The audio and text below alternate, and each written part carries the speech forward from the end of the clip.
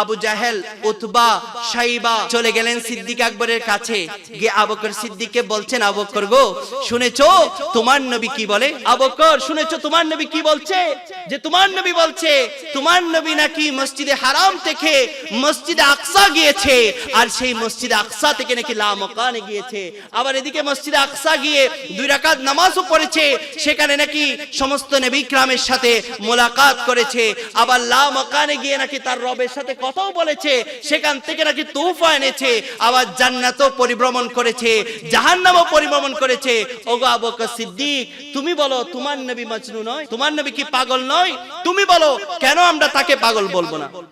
নাউযুবিল্লাহ। সিদ্দিক আকবর এই কথা শুনে কি বললেন? সিদ্দিক আকবর, এটা হাদিসে কারিমার মধ্যে আসছে, মিশকাত শরীফ খুলে দেখবেন, মেরাজের আলোচনা যেখানে এসেছে সেখানে এই হাদিসে কানা এসেছে যে সিদ্দিক আকবর বললেন, ইন কানা ক্বালা রাসূলুল্লাহি সাল্লাল্লাহু আলাইহি ওয়াসাল্লাম, এই কথাটা যদি আমার নবী বলে থাকে, ফাকাদ সাদ্দাকা।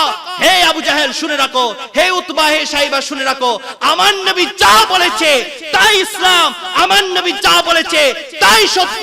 আমার নবী যদি বলে থাকে আমার নবী মসজিদে হারাম থেকে মসজিদে আকসা গিয়েছে, সেখান থেকে লা মাকান পর্যন্ত গিয়েছে, এই জায়গাগুলো যে আমার নবী সফর করেছে, যা বলেছে আমার নবীর মুখ থেকে যদি বের হয় তাহলে সত্য। আর দুনিয়ার কোনো মানুষ থেকে যদি এই কথা বের হয়ে থাকে, আবু জাহেল শুনে রাখো, এটা কারো পক্ষে সম্ভব নয়। এটা আমার নবীর পক্ষে সম্ভব, একমাত্র আমার নবী পারে, আমার নবীর দ্বারা সম্ভব।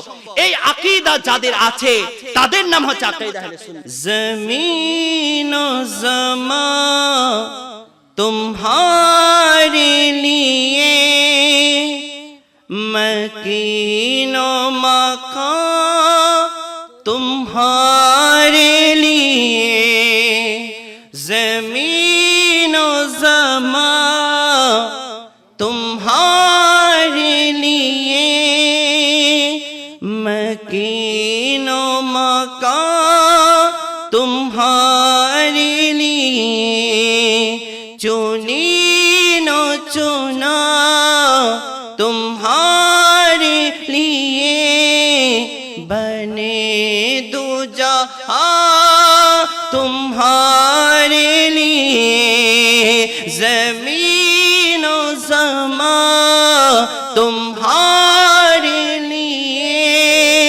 मकीन ও मकान तुम्हारे लिए, चुनीन ও चुना तुम्हारे लिए, बने दो जहां तुम्हारे लिए, दहन में ज़ुबां तुम्हारे लिए, बदन में हिजाब तुम्हारे लिए, हम आया तुम्हारे लिए, उठे भी वहाँ तुम्हारे लिए, जमीन ও जमा तुम्हारे लिए,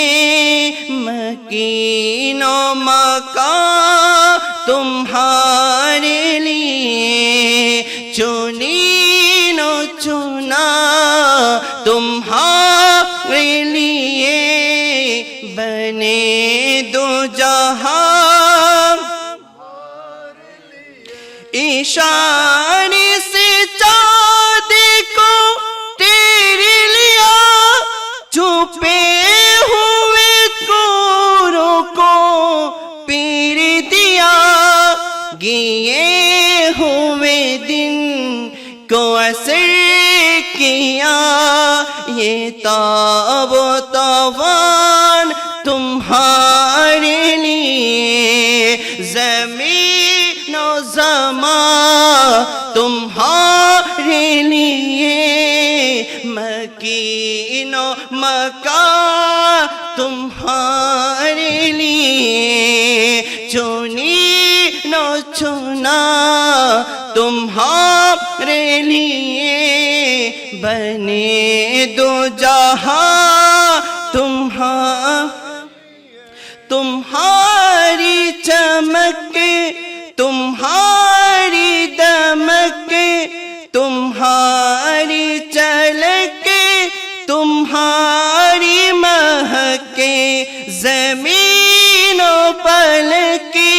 समक समकी में साखी निशा तुम्हारे लिए जमीन और समा तुम्हारे लिए मकीनो मका तुम्हारे लिए चुनीनो चुना तुम्हारे लिए बने दो जहां तुम्हारे लिए সিদ্দিক আকবরের যে একটা সুন্নাহ, সিদ্দিক আকবরের যে একটা তরিকা, সিদ্দিক আকবর রাদিয়াল্লাহু তাআলা আনহু যে এভাবে মানবতার জন্য নিজের জীবনকে যে উৎসর্গ করেছেন, এই সম্পর্কে আমরা একটি হাদিসে কারিমা শ্রবণ করি।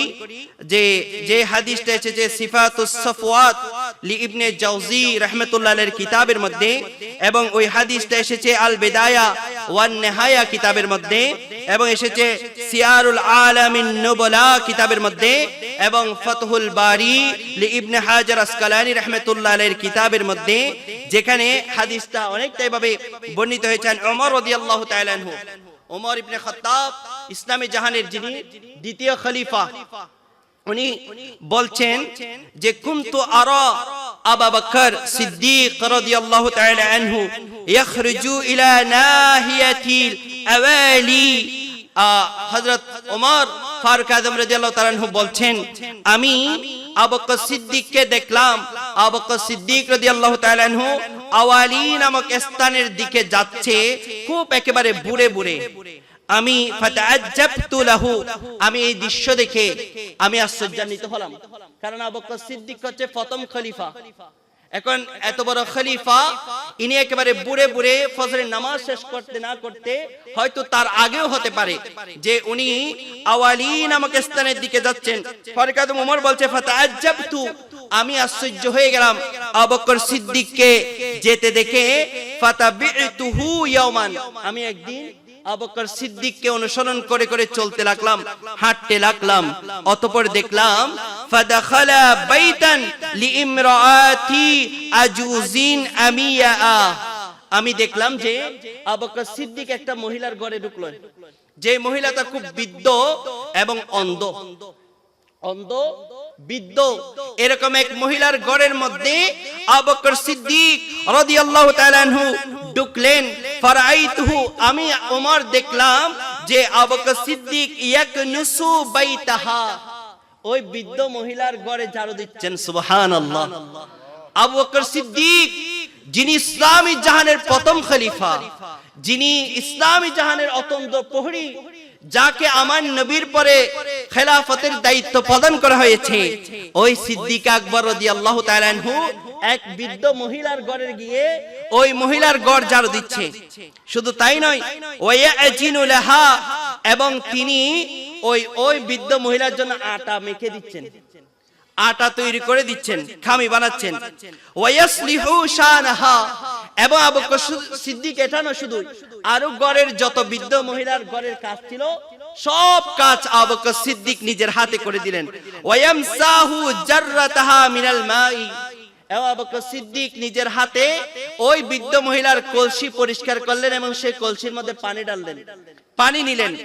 এরপরে এই দৃশ্যপট ফারুক আযম ওমর রাদিয়াল্লাহু তাআলা আনহু দেখে ফাকুলতু লাহু, আবু বকর সিদ্দিককে বললেন, ইয়া খলিফাতার রাসূলিল্লাহি সাল্লাল্লাহু আলাইহি ওয়াসাল্লাম, হে আল্লাহ রাসূলের খলিফা, আতাফআলু হাযা, আপনি এগুলো কি করছেন? আপনি ইসলামী জাহানের একজন খলিফা, এত বড় একজন জাত, এত বড় একজন শখসিয়ত, আপনি দেশের নয় শুধু পুরো ইসলামী জাহানের প্রধান, আপনি একজন বৃদ্ধ মহিলার ঘরে এসে আপনি এই কাজগুলো কিভাবে করছেন? তখন আবু বকরের জবাব ছিল ফাকালা, আবু বকর বলে হাদা লিল্লাহি ইয়া ওমর, হে ওমর, আমি যে কাজটা করেছি এটা আল্লাহর জন্যই করেছি। সুবহানাল্লাহ। কেমন জাত, কেমন শখসিয়ত, কেমন জাত ছিলেন আবু বকর সিদ্দিক, একজন ইসলামী জাহানের প্রথম খলিফা হয়েও ইনি এক বৃদ্ধ মহিলার ঘর পরিষ্কার করছেন। এই অন্ধ মহিলার ঘর পরিষ্কার করা, অন্ধদেরকে সাহায্য সহযোগিতা করা, এটা আবু বকর সিদ্দিকের সুন্নাত। আজকে এই সুন্নাতটা আজকে হযরত সিদ্দিক আকবরের ফাউন্ডেশনের, জানি না তারা এই হাদিসটা শুনেছে কি শুনে নাই, হয়তো আলেমদের কাছ থেকে ওনারা জেনেছেন, যেহেতু এখানে বিজ্ঞ অনেক আপনার শিক্ষিত লোকেরা এই সংগঠনের সাথে জড়িত রয়েছে, হয়তো ওনারা জানেন শুনেছেন হাদিসটা, যে হাদিসটা আল বিদায়া ওয়ান নিহায়া ইবনে কাসিরের কিতাব এবং সিয়ারুল আলামুন নুবলা যাহাবী রাদিয়াল্লাহু তাআলা আনহুর লিখিত কিতাব এবং ফাতহুল বারি লি ইবনে হাজার আসকালানী রাহমাতুল্লাহ আলাইহি ওনার লিখিত কিতাবের মধ্যে এই হাদিস কানা এসেছে। তাহলে বোঝা গেল বৃদ্ধ মহিলা এবং আপনার অসহায় মানুষদের পাশে দাঁড়ানো, এটা খলিফায়ে আদম, প্রথম খলিফা ইসলামী জাহানের আবু বকর সিদ্দিক রাদিয়াল্লাহু তাআলা আনহুর সুন্নাহ। আল্লাহ পাক রব্বুল আলামিন এই সুন্নাহর উপর আমাদেরকে আমল করার তৌফিক নসিব করুক, আমিন। এবং আজকে যারা এই সিদ্দিক আকবর ফাউন্ডেশনের ব্যবস্থাপনায় যারা এই মাহফিল এবং আজকে সকালের অধিবেশনগুলা উদযাপন করেছেন, যারা বুদ্ধি দিয়ে, পরামর্শ দিয়ে, আর্থিক সাহায্য সহযোগিতার মাধ্যমে যারা যেভাবে দূর দূরান্ত আপনার দীর্ঘদিন পরিশ্রম করে যারা এই মাহফিলকে সাজিয়েছে, আল্লাহ পাক রব্বুল আলামিন সবার অংশীদারকে, সবার শিরকতকে আল্লাহ পাক রব্বুল আলামিন তার আলিশান দরবারে কবুল করে নিক, আমিন। আল্লাহ পাক রব্বুল আলামিন এই মাহফিল সহ মাহফিলের ইন্তজামকে আল্লাহ তার আলিশান দরবারে কবুল করুক, আমিন। আমি বরকতান হযরত সিদ্দিক আকবর রাদিয়াল্লাহু তাআলা আনহু ওনার কিছু জীবনী সম্পর্কে চর্চা করার, ওনার কিছু জীবনী সম্পর্কে বলার চেষ্টা করব। সিদ্দিক আকবর কেমন জাত, আবু বকর সিদ্দিক কেমন শখসিয়ত। আজকে আমাদের মধ্যে দেখা যায় অনেক মানুষরা সিদ্দিক আকবর রাদিয়াল্লাহু তাআলা আনহুর শান মান নিয়েও আজকে গুস্তাখি করতে দ্বিধাবোধ করে না। এই সিদ্দিক আকবর কেমন জাত, বিশেষ করে শিয়াইজম নামে আমাদের সমাজে এক ফিতনা বিরাজমান, অনেক দল ফেরকা, অনেক রকমের ফেরকা আমাদের সমাজে আপনার রয়েছে। এর মধ্যে বড় এক কঠোর ফিতনা হচ্ছে শিয়াইজমের ফিতনা। এই ফিতনা এমন ফিতনা যেখানে সিদ্দিক আকবরের মতো একজন কঠোর সাহাবী, যিনি আমার নবীর শৈশবের সাথী এবং যুবক বয়সে নবী করিম সাল্লাল্লাহু আলাইহি ওয়াসাল্লামের সাথী ছিলেন, হিজরতের পথ চলার প্রতীক ছিলেন এবং নবী করিম সাল্লাল্লাহু আলাইহি ওয়াসাল্লামের সাথে দ্বীন ইসলামের প্রচারক ছিলেন, এমন কি নবী করিম সাল্লাল্লাহু আলাইহি ওয়াসাল্লামের সাথে মাজারে আকদাসে যিনি শয়ন অবস্থায় রয়েছেন, তার নাম হচ্ছে সিদ্দিক আকবর রাদিয়াল্লাহু তাআলা আনহু। এমন জাত সম্পর্কে বর্তমানে বিভিন্ন ফিতনা ছড়িয়ে ইসলামের মধ্যে মানুষদেরকে বিভ্রান্ত করার অপচেষ্টা চালানো হচ্ছে। আল্লাহ এই ফিতনা থেকে আমাদেরকে বেঁচে থাকার তৌফিক নসিব করুক, আমিন। প্রিয় হাজরিন, আবার অনেকেই বলতে শোনা যায় তাদের আমল নাকি সিদ্দিক আকবরের আমলের চেয়ে বেশি, নাউযুবিল্লাহ।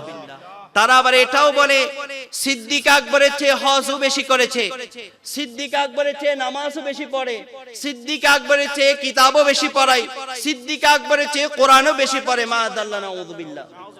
আল্লাহ তাআলা আমাদেরকে এই সমস্ত মুনাফিক নামক আলিমদের থেকে আমাদের ঈমান আমলকে বাঁচিয়ে রাখার তৌফিক নসিব করুক, আমিন।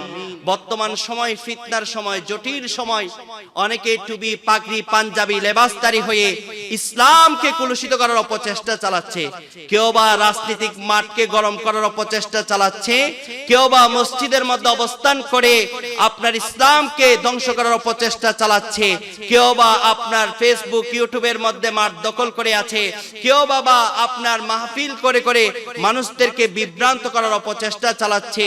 আল্লাহ পাক রব্বুল আলামিন আকাইদা আহলে সুন্নাতকে এই সমস্ত বিভ্রান্তকর পরিস্থিতি থেকে আল্লাহ বেঁচে থাকার তৌফিক নসিব করুক, আমিন। প্রিয় হাজরিন, আবু বকর সিদ্দিক আমরা একটু শৈশবকাল থেকে শুনে আসি আবু বকর সিদ্দিক কেমন জাত ছিলেন, কেমন শখসিয়ত ছিলেন, কেমন আল্লাহ পাক রব্বুল আলামিনের প্রিয় ভাজন ছিলেন। তারিখে দামেস্ক লি ইবনে আসাকিরের কিতাব, এই কিতাবের মধ্যে এই হাদিস কানা এই রিওয়ায়াতটা বর্ণনা আসছে এবং হিলিয়াতুল আউলিয়া ওয়া আতবিকাতুল আসফিয়া লি ইবনে নুআইম আল ইসফাহানি রাহিমাহুল্লাহ তাআলা এর কিতাব, এই কিতাবের মধ্যে এই রিওয়ায়াতটা এসেছে, বর্ণনাটা এসেছে যে সিদ্দিক আকবর রাদিয়াল্লাহু তাআলা আম্মা জান সালমা রাদিয়াল্লাহু তাআলা একটু মনোযোগ দিয়ে শুনবেন। এই ঘটনাগুলো ওয়াকিয়াগুলো অত্যন্ত আমাদের জন্য বর্তমান সময়ে খুব প্রয়োজন। তো এই আপনার সালমা রাদিয়াল্লাহু তাআলা আনহু আবু বকর সিদ্দিকের আম্মা জান বলছেন, আবু বকর যখন আপনার সালমা রাদিয়াল্লাহু তাআলা আনহু গর্ভে, তখনও সালমা রাদিয়াল্লাহু জানেন না যে ওনার গর্ভে সন্তান এসেছে। সুবহানাল্লাহ। যেই ঘটনাটা আমরা ইবনে হিশামের মধ্যে এবং আপনার একাধিক সিরাত গ্রন্থের মধ্যে আমরা পাই যে আমার নবীর আম্মা জান আমেনা রাদিয়াল্লাহু তাআলা আনহা যখন আমার নবী আমেনা রাদিয়াল্লাহু তাআলা আনহার গর্ভে যখন আমার নবী আসেন, আমার নবীর আম্মা জান তখন জানতেন না যে আমার নবী তার গর্ভের মধ্যে এসেছে। একই ঘটনা ঘটেছে সিদ্দিক আকবরের সাথে। কেমন মিল আল্লাহ দুনিয়ার জমিনের মধ্যে সিদ্দিক আকবর এবং আমার নবীর সাথে রেখেছেন, তো জানেন না। তো উনি বলছে, সালমা রাদিয়াল্লাহু আনহা বলছেন, রাইতু ফিল মানামি, আমি দেখলাম স্বপ্নের মধ্যে, কাআন্না নূরান, একটা নূর বের হচ্ছে, খারাজা মিন বাতানি, আমার গর্ভ থেকে। সালমা রাদিয়াল্লাহু বলছে যে আমি দেখলাম যে আমার গর্ভ থেকে একটা নূর বের হচ্ছে, ফাসাতা হাত্তা আদা লাহু দুরা মক্কা, এই নূরটা এত বেশি আলোকিত হয়েছে পুরো মক্কা নগরীকে আলোকিত করে দিয়েছেন। সুবহানাল্লাহ। যেভাবে আমিনা রাদিয়াল্লাহু তাআলা আনহা, আমার নবী যখন গর্ভে, আমিনা রাদিয়াল্লাহু তাআলা আনহা যেভাবে স্বপ্নে দেখেছিল একটা নূর আপনার আমিনা রাদিয়াল্লাহু গর্ভ থেকে বের হচ্ছে এবং পুরো দুনিয়াকে আলোকিত করেছে, ওই স্বপ্নটা ছিল পুরো দুনিয়াকে আলোকিত করার। আর এই স্বপ্নটা দেখেছে যে মক্কা নগরীকে আলোকিত করার। আল্লাহ এখানেও মিল রেখেছেন। তো এই স্বপ্নের মাধ্যমে সালমা রাদিয়াল্লাহু তাআলা আনহা বুঝতে পারলেন ওনার গর্ভ থেকে আল্লাহ এমন এক জাতকে বের করবেন যে জাত পুরো মক্কা নগরীকে শাসন করবেন। সুবহানাল্লাহ। আচ্ছা, এর আগেও আপনি তারিখে দামাশক এবং ইসাবাতু ফি তামিজিস সাহাবা নামক কিতাব এবং উসদুল গাবাত ফি মারিফাতুল আসহাব নামক কিতাব এবং আপনি দেখবেন আল ইস্তিআব ফি মারিফাতুল আসহাব এবং তারিখে দামাশক, এই কিতাবগুলো পড়লে আপনি এই কিতাবগুলোর মধ্যে পাবেন। অনেকে কিতাবগুলোর নামও শুনেন নাই, হয়তো অনেকে আজকে শুনতেছেন। এই কিতাবগুলো অত্যন্ত গুরুত্বপূর্ণ সাহাবায়ে কেরামের ইতিহাস জানার জন্য এবং সাহাবায়ে কেরাম কেমন ছিলেন, সত্যিকার সাহাবায়ে কেরাম আমার নবীর প্রেমে কেমন বেকুল ছিলেন সেটা জানার জন্য হলেও এই কিতাবগুলো পড়া আমাদের জন্য আবশ্যক। আল্লাহ পাক রব্বুল আলামিন এই কিতাবগুলো থেকে সত্য ইতিহাস আল্লাহ আমাদেরকে জানার তৌফিক নসিব করুক, আমিন। যাই হোক, সালমা রাদিয়াল্লাহু তাআলা আন উনি বলছেন উনার ইতিপূর্বে যত সন্তান দুনিয়ায় এসেছে প্রত্যেক সন্তান মারা গিয়েছে, কোন সন্তান বেঁচে ছিল না, প্রতিটা সন্তান মারা গিয়েছে শৈশবকালে। ও তো সালমা রাদিয়াল্লাহু তাআলা আনহা চিন্তা করছেন এবার যে সন্তান আসে সেই সন্তান কি জীবিত থাকবে নাকি মারা যাবে, এটা নিয়ে খুব দুশ্চিন্তার মধ্যে ছিলেন।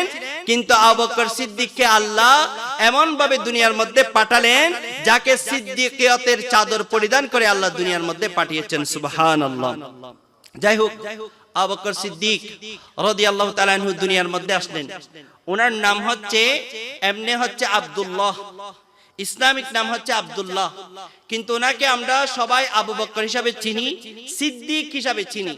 তা আবু বকর, অথচ ইসলাম ইতিহাস এবং যে কিতাবগুলো আমি বললাম নাম, ইসাবাত ফি তামিজিস সাহাবা, এই কিতাব সহ উসদুল গাবাত ফি মারিফাতুস সাহাবাত এবং ইস্তিআব ফি মারিফাতুল আসহাব, এই কিতাবগুলোর মধ্যে লেখা হচ্ছে আবু বকর সিদ্দিকের কোন সন্তান আবু বকর ছিল না। আবু বকর শব্দের অর্থ হচ্ছে বকরের বাবা। আর সমাজ দেখিবেন দে যেন কিওর নাম দে জায়েদ, ইবের বাপরে হদে জায়েদের বাপ, অথবা বিশেষ করে আর মা বোনের ক্ষেত্রে লয় যে কিওর মেফার নাম দে ধরেন কি ফাতেমা, তো এবারে ব্যাকরণ হাতে ফাতেমার মা হিসেবে ইলে না। তো আবার বোধ বাফকলরও আরো সমাজের মধ্যে কি রাহে ফুয়ার নামে রাহে। মূর্তি আর মদ জাহিলিয়াতের যুগের মধ্যে এটা একেবারে বিখ্যাত একটা জিনিস ছিল। জাহিলিয়াতের যুগের আরব কোনো ঘর ছিল না যে ঘরের মধ্যে মূর্তি এবং মদ পাওয়া যেত না। কিন্তু আবু বকর সিদ্দিক নিজেই বলছেন যে আমার ঘরের মধ্যে না কখনো মূর্তি ছিল, না কখনো আমার ঘরের মধ্যে আপনার মদ ছিল। আবু বকর সিদ্দিকের আপনার ইতিহাসের মধ্যে, ওনার হায়াতে জিন্দেগীর মধ্যে বলা হচ্ছে আবু বকর সিদ্দিক রাদিয়াল্লাহু তাআলা আনহু কখনো মদকে স্পর্শ খাবে তো দূরের কথা, আপনি আবু বকর সিদ্দিক কখনো মদকে ধরেও দেখেন নাই। আল্লাহ এমন পুত পবিত্রভাবে সিদ্দিক আকবরকে দুনিয়ার বুকে পাঠিয়েছেন।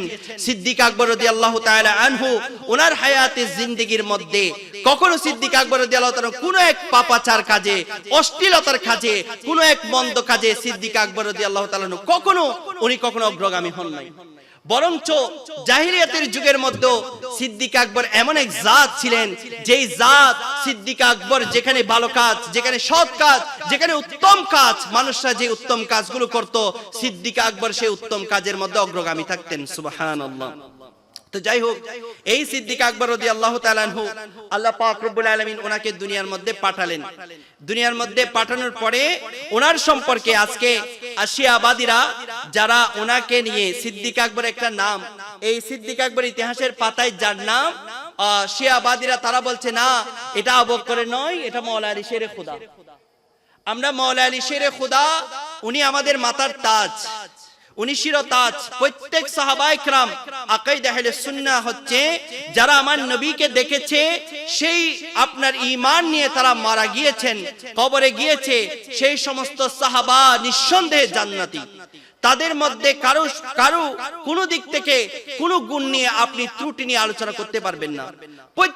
প্রত্যেকের জায়গা থেকে আলা, প্রত্যেকের জায়গা থেকে উচ্চ মাপের, কেউ কারো থেকে কোনো দিক থেকে কম নয়। এক একজনকে আল্লাহ এক একটা মর্তবা, এক একজনকে আল্লাহ এক একটা গুণ দিয়ে দুনিয়ার মধ্যে পাঠিয়েছেন।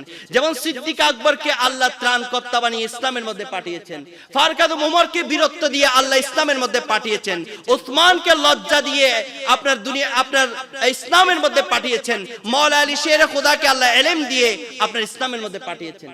আপনি কোন সাহাবাকে কার সাথে তারতম্য করবেন, তুলনা করবেন? কেউ কারো থেকে কোনো দিক থেকে কমতি নয়। কিন্তু সিদ্দিক আকবর এমন জাত, আল্লাহ সিদ্দিক আকবরকে এমন ভাবে পাঠিয়েছেন, আল্লাহ পাক রব্বুল আলামিনের সিদ্দিক আকবরের মর্যাদা, মর্তবা, রফাতকে বুলন্দ করেছেন। সুবহানাল্লাহ। কোরআনে কারীমের মধ্যে অনেক জায়গায় সিদ্দিক আকবরের শান আল্লাহ পাক রব্বুল আলামিন আকার ইঙ্গিতে সিদ্দিক আকবর সম্পর্কে আলোচনা করেছেন। আমি কোরআনে কারীমের মধ্যে সূরা ওয়াকিয়া এবং সূরা তাওবা 100 নম্বর আয়াতে কারিমা তেলাওয়াত করেছি। এখানে ওয়াসাবিকুনাস সাবিকুন দ্বারা আপনি তাফসিরে কুরতুবী, তাফসির ইবনে কাসির করে দেখবেন, সেখানে ওয়াসাবিকুনাস সাবিকুন তাফসির করা হচ্ছে যে এখানে ওয়াসাবিকুনাস সাবিকুন দ্বারা মুরাদ হচ্ছে সিদ্দিক আকবর রাদিয়াল্লাহু তাআলা আনহু। সুবহানাল্লাহ। আপনি কোন দিকে যাবেন? কোরআনে কারীমের মধ্যে আল্লাহ পাক রব্বুল আলামিন একাধিক জায়গায় সিদ্দিক আকবরের শান বর্ণনা করেছেন, সিদ্দিক আকবরের গুণকীর্তন বর্ণনা করেছেন। সিদ্দিক আকবর সম্পর্কে আল্লাহ পাক রব্বুল আলামিন কোরআনে কারীমের আয়াতে কারিমা নাযিল করেছেন। খুদ আমার আল্লাহ নয়, আমার নবী পর্যন্ত সিদ্দিক আকবরের গুণকীর্তন করেছেন। দেখুন, যেখানে সিদ্দিক আকবর আমার নবীর গুণকীর্তন করা দরকার, সেখানে সিদ্দিক আকবর সম্পর্কে আমার নবী প্রশংসা করছেন, আমার নবী গুণকীর্তন করছেন। তিনি কেমন জাত, কেমন শখসিয়ত, কেমন রূহানি জাত আল্লাহ পাক রব্বুল আলামিন দুনিয়ার বুকে পাঠিয়েছেন। সেই ছাত্র সবচেয়ে বড় মাপের ছাত্র, যেই ছাত্রের প্রশংসা উস্তাদ করে। যে স্বাভাবিকভাবে আমরা ছাত্র উস্তাদের প্রশংসা করবে, এটাই আদত, এটাই সিস্টেম, এটাই স্বভাব। কিন্তু কোন উস্তাদ যদি কোনো ছাত্রের প্রশংসা করে, বুঝে নেবেন যে সেই যেমন তেমন ছাত্র নয়, আল্লাহ তাকে কোনো এক বিশেষ জ্ঞান দান করেছে। ওই শিক্ষকরা তার উপর সন্তুষ্টি হয়েছেন। সেজন্য শিক্ষক যদি প্রশংসা করে, মনে করবেন উনি অনেক বড় মাপের, উঁচু মাপের একজন কি ছাত্র, অনেক উঁচু মাপের একজন আলেম। তো যাই হোক, আমার নবী খুদ সিদ্দিক আকবরের গুণকীর্তন করেছেন, প্রশংসা করেছেন সিদ্দিক আকবর রাদিয়াল্লাহু তাআলা আনহু সম্পর্কে। এবং শুধু মাওলা আলী শেরে খুদা রাদিয়াল্লাহু তাআলা আনহু, উনি আল মুজমাউল কবীর এবং আন-নুআইম আল ইসবাহানী রাহমাতুল্লাহ আলাইহি মারিফাতুস সাহাবাত 59 নম্বর হাদিসে কারিমার মধ্যে মাওলা আলী শেরে খুদার বরাত দিয়ে বলছেন, আল্লাহু আনজালা ইসমা আবি বকর মিনাস সামাইস সিদ্দিক। আল্লাহ দুনিয়ার বুকে এমন এক জাতকে পাঠিয়েছেন যার নাম হচ্ছে আবু বকর, আসমানে যার নাম হচ্ছে সিদ্দিক। সুবহানাল্লাহ। আসমানে যাকে সিদ্দিক হিসাবে চিনে, সিদ্দিকিয়াতের চাদর যার উপর পড়ে গিয়েছে, যাকে সিদ্দিক আকবর হিসাবে চিনে, আল ইসাবাতু ফি তামিজিস সাহাবা, এই কিতাবের মধ্যে সিদ্দিক আকবরকে কেন সিদ্দিক আকবর বলা হয়, কেন সিদ্দিক নামকরণ করা হয়েছে, এটা সম্পর্কে লেখা হচ্ছে সিদ্দিক আকবরের নাম সিদ্দিক হওয়ার পিছনে বড় কারণ হচ্ছে আমার নবী মেরাজের রাতে যখন মেরাজ করে এসেছে, আমার নবী মসজিদে আপনার হারাম থেকে মসজিদে আকসা পর্যন্ত এই জায়গায় সায়ের করেছেন, ইসরা করেছেন।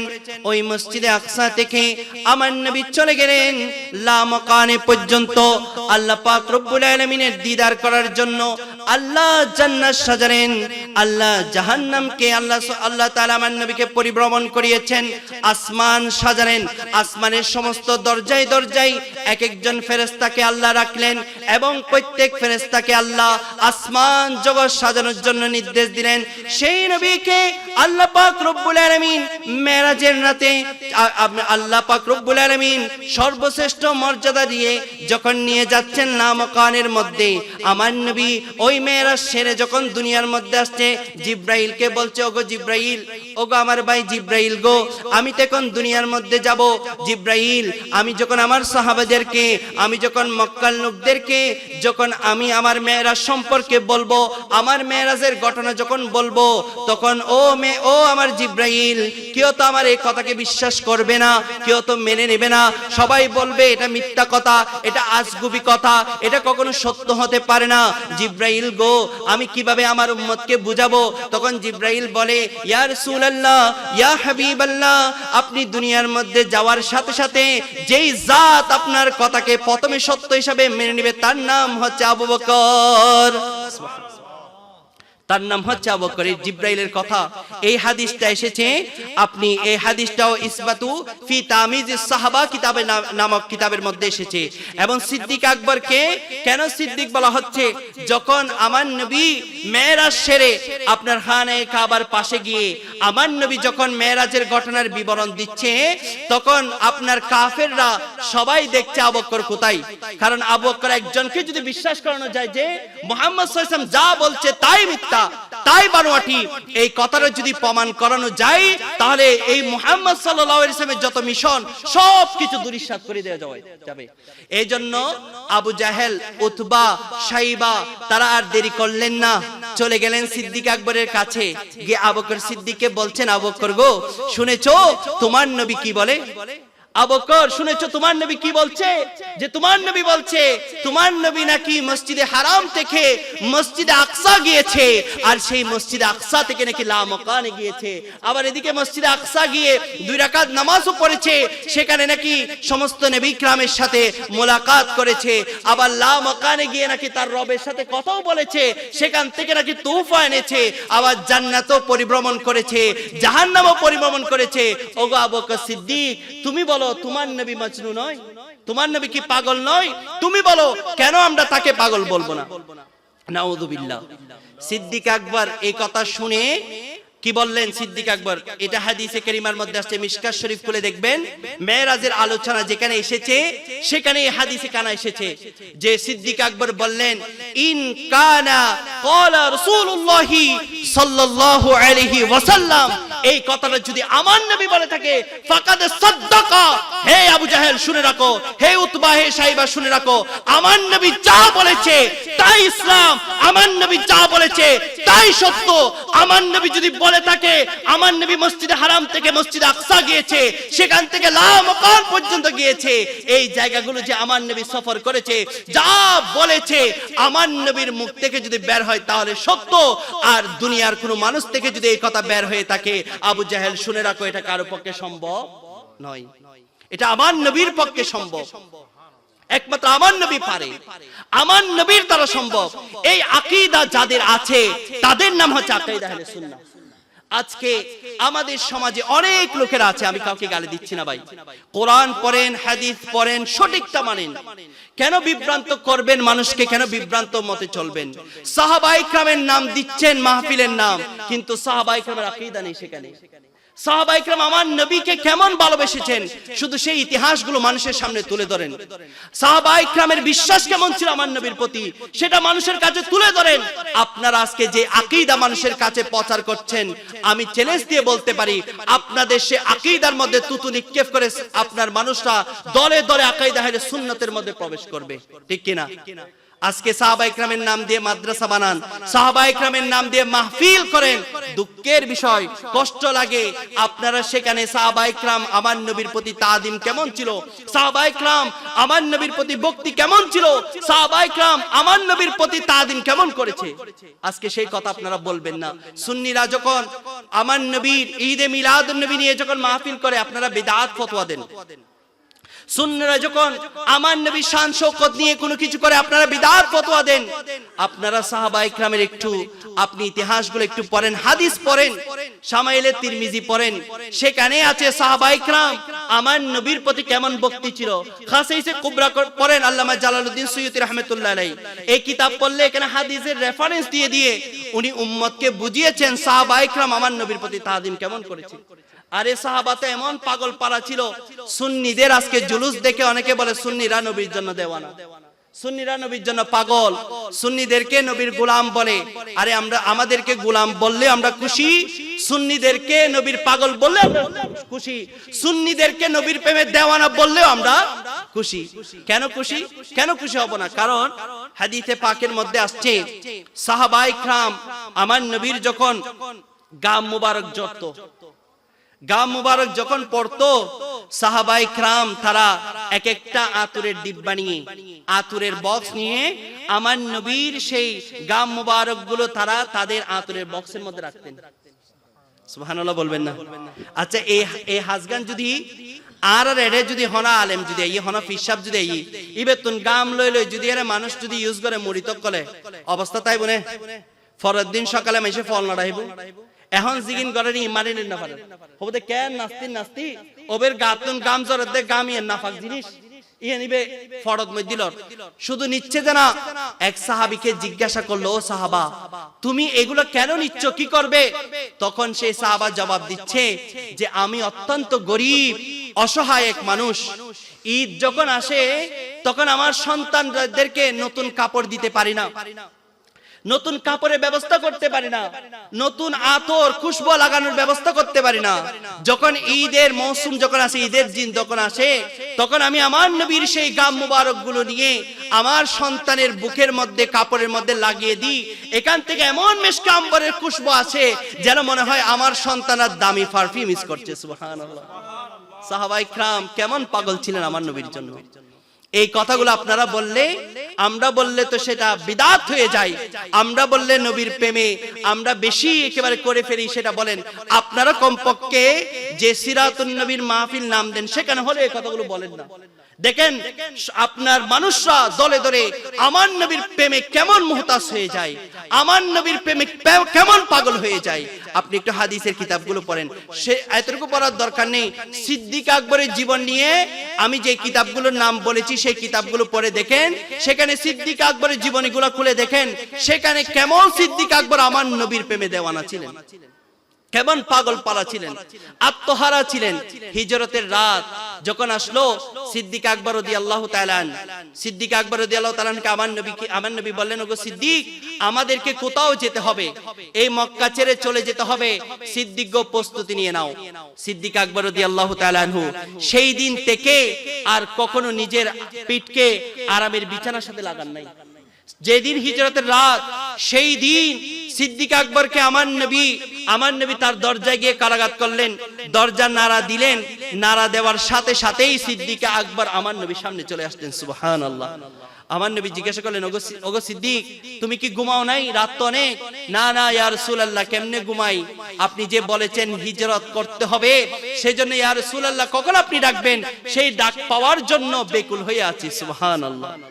কেমন পাগল পারা ছিলেন, কেমন প্রেমে দেওয়ানা ছিলেন আমার নবী সিদ্দিক আকবর। একটা মুহূর্তের জন্য, একটা সময়ের জন্য আমার নবীর থেকে যিনি দূরে থাকেননি, একটা মুহূর্ত আমার নবীকে যিনি ছাড়েননি, তার নাম হচ্ছে সিদ্দিক আকবর রাদিয়াল্লাহু তাআলা, যিনি শৈশবকাল থেকে আমার নবীর সাথে ছিলেন। ওনার জন্মে যদি আমার নবীর জন্মের 2 বছর পরে হয়েছে।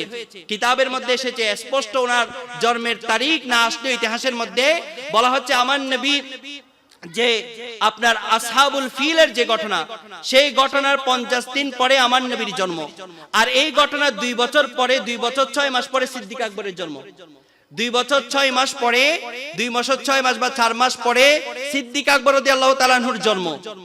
এই পরে সিদ্দিক আকবর দুনিয়ায় আসা। সিদ্দিক আকবর আমার নবীর সেই কাল থেকে, শৈশব কাল থেকে একেবারে আমার নবীর পাশে ছিলেন, কাছে ছিলেন। এবং সিদ্দিক আকবর এমন এক জাত ছিলেন যার সম্পর্কে তারিখে দামেস্কের মধ্যে আসছে এবং যার সম্পর্কে আপনার একটা রিওয়ায়াত বর্ণনা আমি কিতাবের মধ্যে পেয়েছি। উনি এক সফরে গেলেন। সফরে যখন গেলেন যে সেখানে ওনার সাথে এক রাহিবের সাথে দেখা হয়েছে, যেটা আপনার তারিখে দামেস্কের মধ্যে এসেছে। এখানে লেখা হচ্ছে যে লাম্মা সাফারা মা আবিহি ইলা শাম, যখন আবু বকর সিদ্দিক তার বাবার সাথে শাম দেশে সফর করলেন, তখন নাযারা ইলাইহি রাহিবুন, এক রাহিব, এক পাদ্রী আবু বকর সিদ্দিকের দিকে তাকিয়ে আছে। আবু বকর সিদ্দিকের দিকে, আবু বকর তখন শৈশব, একেবারে ছোট অবস্থায়। ওই পাদ্রী যখন আবু বকরের দিকে তাকিয়ে আছে, আবু বকর আশ্চর্য হয়ে গেলেন। কারণ শামের মধ্যে এটা ছিল ব্যবসায়ী নগর, যেমন আমাদের চট্টগ্রাম বন্দর একটা ব্যবসায়ী কেন্দ্র, পুরো বাংলাদেশের জন্য বাণিজ্যিক রাজধানী বলা হয় চট্টগ্রামকে। তখন শাম ছিল তেমন ব্যবসায়ী কেন্দ্র, বড় বড় ব্যবসায়ীরা সেই শামের মধ্যে ব্যবসার কাজে যেত। এই পাদ্রী সবার দিকে তাকাচ্ছেন, এত আলিশান কাপড় চোপড় পরিধান করে বিভিন্ন দেশ থেকে মানুষরা এসেছে, অথচ কারো দিকে এই পাদ্রী তাকাচ্ছে না, শুধু আবু বকর সিদ্দিকের দিকে তাকিয়ে আছে। নাযারা ইলাইহি রাহিবুন, আবু বকর সিদ্দিক, আবু বকর সিদ্দিকের দিকে তাকিয়ে আছে। আবু বকর সিদ্দিকের দিকে যখন তাকিয়ে আছে, তখন ওই রাহিব বলছে ইন্নী আজিদু সিফাতাহু ফিল কুতুবি, হে আবু বকর, আমি তোমার মধ্যে এমন কিছু বৈশিষ্ট্য দেখতে পাচ্ছি, এমন কিছু গুণ দেখতে পাচ্ছি, যদি আমার ভুল না হয় তাহলে ওয়ান্নাহু সাহিবুন নবী সাল্লাল্লাহু আলাইহি ওয়াসাল্লাম। সুবহানাল্লাহ। এটা তখন আবু বকর সিদ্দিক একেবারে ছোট। ওই পাদ্রী যখন এই কথা বলছে, আবু বকর সিদ্দিক একেবারে ছোট। নবী করিম সাল্লাল্লাহু আলাইহি ওয়াসাল্লাম দুনিয়ায় আসার এখনো পর্যন্ত কোনো আপনার প্রমাণ পাওয়া যায় নাই, অথচ ওই পাদ্রী বলছে আন্নাহু সাহিবুন নবী সাল্লাল্লাহু আলাইহি ওয়াসাল্লাম, হে আবু বকর সিদ্দিক, আমার যদি ভুল না হয় তাহলে তুমি হবে সেই নবীর বন্ধু, ইউবআসু ফি হাদিল বিলাদ, যার জন্ম এই নগরীর মধ্যে হবে। সুবহানাল্লাহ। এই রাহিবের কথা আবু বকর সিদ্দিক শৈশবকালে শোনার পর থেকে আবু বকর সিদ্দিক রাদিয়াল্লাহু তাআলা আনহুর মনে আশা ছিল, ইচ্ছা ছিল সেই নবীর আবির্ভাবের জন্য। সুবহানাল্লাহ। তখন থেকে উনি মূর্তি ঘরে কখনো যান নাই, মূর্তিকে সিজদা করেন নাই, ইভেন এর আগেও কখনো উনি মূর্তি ঘরে যান নাই। ইতিহাসের মধ্যে ওনার সম্পর্কে একটা ঘটনা রয়েছে যে আবু বকর সিদ্দিক রাদিয়াল্লাহু তাআলা আনহু একদিন ওনার বাবা ওনাকে ধরে আপনার কাবা ঘরের মধ্যে নিয়ে গেলেন মূর্তিকে সিজদা করার জন্য। আবু বকর সিদ্দিক ওই মূর্তিগুলাকে দেখে দেখে বলছে, মূর্তিগুলা যদি রব হয়, সত্যিকার প্রভু হয়, তাহলে বাবা আমি আমার এই মূর্তিগুলাকে 4টা প্রশ্ন করব, যদি তারা এই 4টা প্রশ্নের উত্তর দিতে পারে তাহলে আমি তাদেরকে রব হিসাবে মেনে নেব। তখন সিদ্দিক আকবর 4টা প্রশ্ন করলেন যে আমি ক্ষুধার্ত, আমাকে কিছু খাবার সুযোগ করে দাও, আমি বিবস্ত্র, আমাকে কাপড় পরার সুযোগ করে দাও, আমি আমার এখন প্রয়োজন চাহিদা মনের কাকুতি মিনতি তা বাস্তবায়ন করে দাও, আর লাস্ট প্রশ্ন, আমি তোমাকে একটা পাথর ছুঁড়ে মারছি, যদি তুমি রব হয়ে থাকো, প্রভু হয়ে থাকো, নিজেকে রক্ষা করো। এটা বলতে না বলতে পাথর একটা নিয়ে সিদ্দিক আকবর ওই মূর্তির মুখের মধ্যে নিক্ষেপ করলেন। সিদ্দিক আকবরের আব্বা জান তখন তো ইসলামের সুশীতল ছায়াতলে আসেন নাই, সেজন্য বাবা রেগে গিয়ে মায়ের কাছে সিদ্দিক আকবরকে নিয়ে গেলেন। মায়ের কাছে নিয়ে গেলে শাসাতে রাখলেন। তখন মা বললেন, না না, আমার সিদ্দিককে আপনি শাসাবেন না, কারণ আমি আমার সিদ্দিক সম্পর্কে স্বপ্নে দেখেছি, রায়তু ফিল মানাম, আমি স্বপ্নের মধ্যে দেখেছি কান্না নূরান, একটা নূর আল্লাহ পাক রব্বুল আলামিনের পক্ষ থেকে মিন বাতানি, আমার বতন থেকে বের করবেন, সেটা আর কেউ নয়, সেটা হচ্ছে সিদ্দিক আকবর রাদিয়াল্লাহু তাআলা আনহু। আসমানে যাকে আতিক হিসাবে সবাই চিনে, তার আরেকটা নাম হচ্ছে আতিক, সিদ্দিক আকবরের নাম, যেটা আমার নবী দিয়েছেন। বড় মজলিসে আমার নবী সিদ্দিক আকবরকে ডেকে বলছেন, আনতা আতিকুন মিনান নার, হে সিদ্দিক শুনে রাখো, দুনিয়ার বুকে তুমি এক জাত, যেই জাত দুনিয়া থাকা অবস্থায় জাহান্নামের আগুন থেকে মুক্ত। সুবহানাল্লাহ। ওনার নাম হচ্ছে সিদ্দিক আকবর রাদিয়াল্লাহু। যাই হোক, ওই রাহিবের কথা শোনার পর থেকে সিদ্দিক আকবরের কাকতি মিনতি আশা আকাঙ্ক্ষা ছিল এক নবীর আবির্ভাবের জন্য। সেই নবী কখন আসবে, সেই নবী কখন দিন প্রচার করবে, তার হাতে কখন বায়াত গ্রহণ করবে, ওইদিকে মনে প্রত্যাশা ছিল, আশা ছিল, আকাঙ্ক্ষা ছিল যে সেই নবী আর কেউ নয়, যার সাথে তিনি সাথী হিসাবে রয়েছেন, যে মুহাম্মদ সাল্লাল্লাহু আলাইহি ওয়াসাল্লামের বন্ধু হিসাবে আছেন দীর্ঘদিন ধরে, সে মুহাম্মদ সাল্লাল্লাহু আলাইহি ওয়াসাল্লাম সেই নবী হবেন। আবু বকর সিদ্দিকের সেটা আশা ছিল। সেই জন্য আমার নবী যেই দিন আপনার ইসলাম প্রচার করা শুরু করেছেন, ইসলামের দাওয়াত দেওয়া শুরু করেছেন, সেই দিন প্রথমে যিনি আমার নবীর কথাকে সত্যায়িত করেছেন, সত্য হিসাবে মেনে নিয়েছেন এবং আমার নবীর হাতে বায়াত গ্রহণ করেছেন, তার নাম হচ্ছে সিদ্দিক আকবর রাদিয়াল্লাহু তাআলা আনহু। সুবহানাল্লাহ। এমন জাত ছিলেন আবু বকর সিদ্দিক রাদিয়াল্লাহু তাআলা আনহু। আল্লাহ এই জাতের সদকায় আমাদেরকে কবুল করুক, আমিন। আসুন একটা নাতে মুস্তাফা পড়ি। রহমতে আলম নূরে মুজাসসাম, রহমতে আলম নূরে মুজাসসাম, সাহাবীরা আতরে বানাই ওই নবীজির গাম, সাহাবীরা আতরে বানাই ওই নবীজির গাম। রহমতে আলম নবী নূরে মুজাসসাম, রহমতে আলম নবী নূরে মুজাসসাম, সাহাবীরা আতরে বানাই ওই নবীজির গাম, সাহাবীরা আতরে বানাই ওই নবীজির গাম।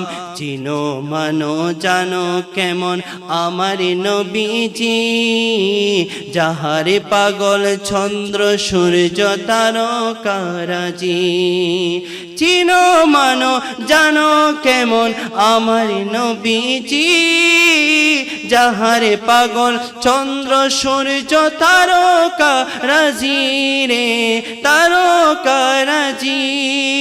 জান্নাতের ওই রুমে রুমে সেই নবীজির নাম, জান্নাতের এই রুমে রুমে লেখার নবীর নাম। নবী রহমতে আলম নূরে মুজাসসাম, রহমতে আলম নবী নূরে মুজাসসাম, সাহাবীরা আতরে বানাই বিজির গাম, সাহাবীরা আতরে বানাই সেই নবী। উস্তনে হান্নানা একটা খেজুর ডালের নাম, যাকে ধরে খুতবা দিতেন রাসূল আকরাম।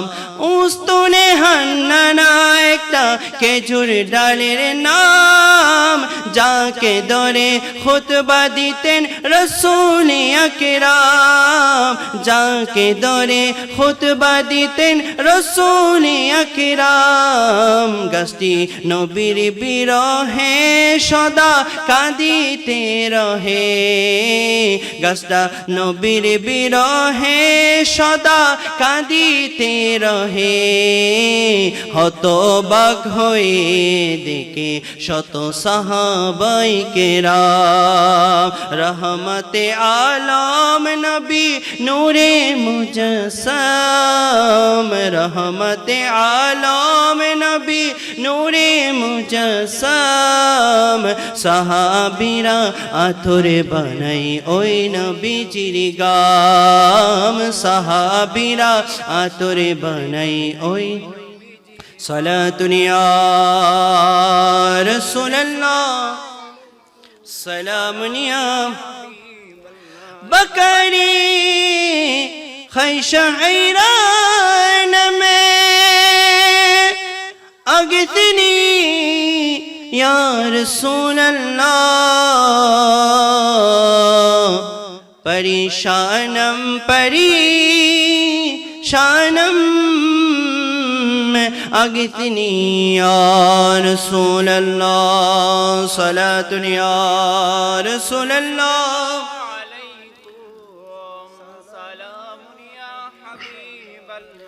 सलातुन या रसूल अल्लाह, सलामुन या। तू जिंदा है वल्ला जिंदा है वल्लाह,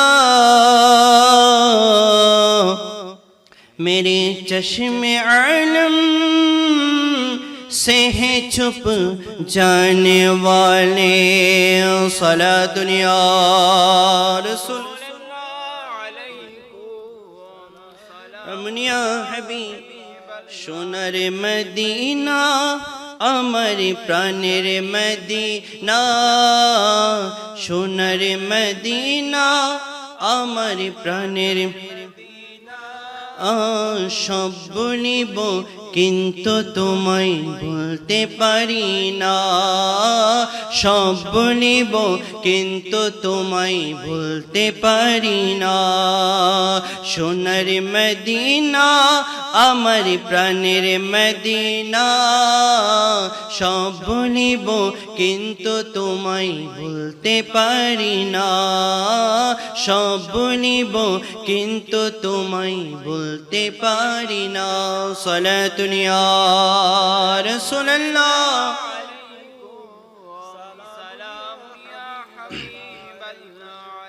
হায়দারানি মজলিস, যেটা বলতে চাচ্ছিলাম হযরত সিদ্দিকে আকবর রাদিয়াল্লাহু তাআলা আনহু আমার নবীর প্রেমে কেমন বেকুল ছিলেন, পাগল পারা ছিলেন সিদ্দিক আকবর রাদিয়াল্লাহু তাআলা আনহু। আল্লাহ পাক রব্বুল আলামিন যার সম্পর্কে কোরআনে কারীমের আয়াতে কারীমা নাজিল করেছে। এবং আপনারা জানেন হিজরতের রাতে যেই দিন আমার নবী সিদ্দিক আকবরের সাথে যখন আপনার গুহায় প্রবেশ করছে, এর আগে সিদ্দিক আকবর আমার নবীর সাথে সাথে যাচ্ছেন। একবার আমার নবীর ডানে, একবার বামে, একবার পিছনে, একবার সামনে সিদ্দিক আকবর এভাবে দৌড়াদৌড়ি করছে। আমার নবী সিদ্দিক আকবরের দিকে তাকিয়ে তাকিয়ে মুস্কি হেসে বলছে, সিদ্দিক তুমি এভাবে করছো কেন? একবার সামনে, একবার ডানে, একবার বামে, একবার পিছনে এভাবে দৌড়াদৌড়ি করছে কেন? সিদ্দিক তুমি কি ভয়ে আতঙ্ক আছো? সিদ্দিক আকবর বলেন, ইয়া রাসূলুল্লাহ, হ্যাঁ ভয়ে আতঙ্কে রয়েছি। যে সিদ্দিক আকবরের জন্য ভয়ে আতঙ্কে নেই। ইয়া রাসূলুল্লাহ, ইয়া হাবিবাল্লাহ, ভয় হয়তো কখনো সামনের দিক থেকে শত্রু এসে আমার নবীকে আক্রমণ করে কিনা, পিছনের দিক থেকে এসে শত্রুরা আমার নবীকে আক্রমণ করে কিনা, ডান পাশ থেকে কখনো শত্রুরা আমার নবীকে আক্রমণ করে কিনা, বাম পাশ থেকে এসে কখনো আমার নবীকে আক্রমণ করে কিনা। ইয়া রাসূলুল্লাহ, এটা নিয়ে ভয় আতঙ্ক রয়েছি। সেজন্য কখনো সিদ্দিক সামনের দিকে যায়, কখনো পিছনের দিকে যায়, কখনো ডানে যায়, কখনো বামে যায়, এভাবে দৌড়াদৌড়ি করতে থাকে। সুবহানাল্লাহ, কেমন প্রেমিক, কেমন প্রেমে বেভুর ছিল সিদ্দিক আকবর আমার নবীর জন্য। এরপরে গুহায় যখন ঢুকছে, সিদ্দিক আকবর আমার নবীকে ধরে ফেললেন। অথচ কিতাবের মধ্যে লেখা হচ্ছে যে আমার নবী যদি আগে ঢুকতো, হিংস্র জন্তু যদি থাকতো, সেখান থেকে আমার নবীর জন্য আপনার নত জানু হয়ে সিজদায় পড়ে যেত। সুবহানাল্লাহ। তো আমার নবী চেয়েছিলেন ইমানি পরীক্ষা। আমার নবী যখন কদম অগ্রগামী করলেন, সিদ্দিক আকবর আমার নবীর হাত ধরে ফেললেন। ইয়া রাসূলুল্লাহ, ইয়া হাবিবাল্লাহ, আপনি আগে নয় আমি আগে যাই। সিদ্দিক আকবরকে আমার নবী বলছেন, সিদ্দিক এতক্ষণ পর্যন্ত যা হয়েছে সবগুলার মধ্যে আমি নবী আগে, এখন কেন সিদ্দিক তুমি আগে যাবে? তখন সিদ্দিক আকবর বলছে, ইয়া রাসূলুল্লাহ, ইয়া হাবিবাল্লাহ, গুহার মধ্যে যদি কোনো সর্প থাকে, গুহার মধ্যে যদি কোনো হিংস্র জন্তু থাকে, ইয়া রাসূলুল্লাহ, সেটা আপনাকে আঘাত করবে। আঘাতের কারণে আমার নবীর যদি কিছু হয়ে যায়, আমি সিদ্দিক আকবর তো সেটা বরদাস্ত করতে পারবো না ইয়া রাসূলুল্লাহ। সেজন্য ইয়া রাসূলুল্লাহ, আমি চাই গুহায় আমি আগে ঢুকি, আমি আগে দুনিয়া থেকে বিদায় নিই। আমার নবীর আগে আমি দুনিয়া থেকে আগে বিদায় নিতে পারলে এটাই আমার জন্য সার্থক হবে, আমার জন্য কল্যাণ হবে। সিদ্দিক আকবর আগে ঢুকলেন, ঢুকে সেখানে সব গর্ত নাটলেন নিজের কাপড় দ্বারা, এবং যা কাপড় হিজরতের জন্য নিয়েছে সমস্ত কাপড় দ্বারা। একটা গর্ত আপনার সিদ্দিক আকবর সেটা পূরণ করতে পারে নাই, কিন্তু সেই গর্তের মধ্যে সিদ্দিক আকবর আমার নবীর জন্য সেই গর্তের মধ্যে নিজের পাকে ঢুকিয়ে দিলেন। সুবহানাল্লাহ। এই ইতিহাসগুলো আপনারা জানেন, এগুলো প্রসিদ্ধ ইতিহাস। এরপরে সিদ্দিক আকবরকে সেই গর্ত দিয়ে সর্প কামড় দিয়েছে। কামড় দেওয়ার পরে সিদ্দিক আকবর বিষের যন্ত্রণায় চোখ দিয়ে অঝুর পানি ঝরছে। আর সিদ্দিক আকবরের কুল মুবারকে হচ্ছে আমার নবী সাল্লাল্লাহু আলাইহি ওয়াসাল্লাম। সিদ্দিক আকবরকে আমার নবী যখন আমার সিদ্দিক আকবরের চোখ মুবারক থেকে পানি ঝরে আমার নবীর গায়ে পড়ছে, করলেন, সিদ্দিক চোখে পানি কেন? সিদ্দিক আকবর বললেন, ইয়া রাসূলুল্লাহ, সর্পে কামড় দিয়েছে। সিদ্দিক আকবরকে আমার নবী সেই পাটা বের করার জন্য বললেন। পা বের করার পরে সে পায়ের মধ্যে আমার নবী ললাট মোবারক থেকে ললাট লাগিয়ে দিলেন। সিদ্দিক আকবরের যত জ্বালা যন্ত্রণা 20 নিমেষে পানি হয়ে গেল। সুবহানাল্লাহ। আমার নবীর ললাট মুবারকের মুআজিজা কেমন ছিল, আমার নবীর ললাট মুবারকের আপনার পাওয়ার কেমন ছিল, আল্লাহ কেমন বরকত দিয়েছেন, এই ললাট মুবারক দ্বারা আমার নবী সিদ্দিক আকবরের 20 প্রক্রিয়াকে দুর্বৃত করে দিয়েছেন। সুবহানাল্লাহ। এটাই হচ্ছে নবী, আখিরি নবী সিদ্দিক আকবরের সিদ্দিকিয়াত, আমার নবীর নবুয়াত, দুইটা যখন এক জায়গায় হলো, সেই জিনিসটা যত পেরেশানি, যত সমস্যা, যত বালা মুসিবত আসুক না কেন, সব কিছু দুর্বৃত হয়ে যায়। সুবহানাল্লাহ। এটা আমার কথা নয়, কোরআনে কারীম খুলে দেখেন, যেখানে আল্লাহ পাক রব্বুল আলামিন বলছেন, ইয ক্বালা লিসাহিবিহি ইয ইয়াকুলু লিসাহিবিহি লা তাহজান ইন্নাল্লাহা মা'ানা। শুনো শুনো, আমার নবী যেখানে, সিদ্দিক আকবর যেখানে, দুইজন এক পাশে থাকার কারণে যত বালা মুসিবত আসুক না কেন, এক তো নবীর নবুয়াত আর এক তো সিদ্দিকের সিদ্দিকিয়াত, দুই জায়গায় একত্রিত মিলন হওয়ার কারণে সমস্ত ভয় ভীতি পেরেশানি দুঃখ দুর্দশা আল্লাহ দুর্বৃত করে দেন। সুবহানাল্লাহ। এটা আমার কথা নয়, হাদিসে কারীম বুখারী শরীফ সমস্ত মাদ্রাসায় পড়ানো হয়। আমাদের গহিরা আলিয়া মাদ্রাসা কামিলে এখানে বুখারী শরীফের দরস হয়। জামি আহমেদিয়া সুন্নি আলিয়া মাদ্রাসায়ও হরদম বুখারী শরীফের শুধুমাত্র ক্লাস ভিত্তিক নয়, খানকার মধ্যে গেলে সেখানে দেখবেন কামিলের স্টুডেন্টরা সেখানে বুখারী শরীফ নিয়ে বড় বড় উস্তাদ থেকে আপনার হাদিসের দরস নিচ্ছে। বুখারী শরীফের 3399 নম্বর হাদিসে কারিমা, এই হাদিসে কারিমা ফাতহুল বারী আল্লামা ইবনে হাজার আসকালানী রাহমাতুল্লাহ আলাইহি যে হাদিসের সনদটাকে সহিহ বলেছেন, এই হাদিসটা আমার পাওয়া, আমি যতটুকু পেয়েছি 3 জায়গায় এই হাদিসটা বুখারী শরীফের মধ্যে এসেছে কি, এবং মুসলিম শরীফের মধ্যে এই হাদিসটা এসেছে 2417 নম্বর হাদিসে কারিমা। মুসলিম শরীফে যখন বুখারী শরীফ এবং মুসলিম শরীফের মধ্যে একই হাদিস আসে, সেটাকে মুত্তাফাকুন আলাইহি হাদিস বলা হয়। একই সনদে যখন আসে, তো সেখানে কি বলা হচ্ছে, সাইদান নবী সাল্লাল্লাহু আলাইহি ওয়াসাল্লাম উহুদা, আমার নবী সাল্লাল্লাহু আলাইহি ওয়াসাল্লাম উহুদ পাহাড়ের উপর উঠলেন। সাথে কি ছিলেন? আবু বকর ও ওমর ও উসমান। সাথে আবু বকর ছিল, ওমর ছিল, উসমান ছিল। হঠাৎ করে ফারাজাফা বিহিম, সেই উহুদ পাহাড় এই 4 জনের, এই 5 জনের জন্য হঠাৎ উহুদ পাহাড় কম্পন করা শুরু করে দিল। সুবহানাল্লাহ। কাঁপতে শুরু করে দিল উহুদ পাহাড়। আমার নবী উহুদকে উদ্দেশ্য করলেন, ফাকালা উসবিত উহুদ, আই উহুদ, কিরে তুমি এরকম তরতর করে কাঁপছে কেন? এখনো ভূমিকম্প দে মানুষ গরতন বেড়ে না থাকবে না, ভূমিকম্প দে মানুষের অবস্থা আছে না ঢাকা শহরত, আর ভাইও ঢাকাতুন চলে এসে ভূমিকম্প লাই এনে কেন অবস্থা চলে এরকম বাংলাদেশের মধ্যে। হত তো ভূমিকম্প মানুষ হইনা পারে, হন্দি ভূমিকম্প এনো কি হইনা পারে। ভূমিকম্প এনজ্ঞ জটিল বিষয় দ্বারাই জীবের হন বিজ্ঞানী সায়েন্সও হইনা পারে, 1 মিনিট আগেও হইনা পারে ভূমিকম্প হবো জিগি না না হর ইনেল আইডিয়া করিয়ে দেয় না স্যার। বিজ্ঞান আজ পর্যন্ত ভূমিকম্প সম্পর্কে, যেহেতু ভূমিকম্পের মাধ্যমে আল্লাহ পুরো বিশ্বটাকে ধ্বংস করবেন, তাহলে যখন উহুদ পাহাড় তরতর করে কাঁপছে, আমার নবী উহুদকে উদ্দেশ্য করে, উসবুত উহুদ, আই উহুদ, কাঁপছে কেন, কম্পন কেন তোমার মধ্যে, এরকম তরতর করে কাঁপা শুরু করে দিয়েছে কেন? আমার নবী বললেন, ফা ইন্নামা আলাইকা নবী ওয়া সিদ্দিক ওয়া শাহিদান।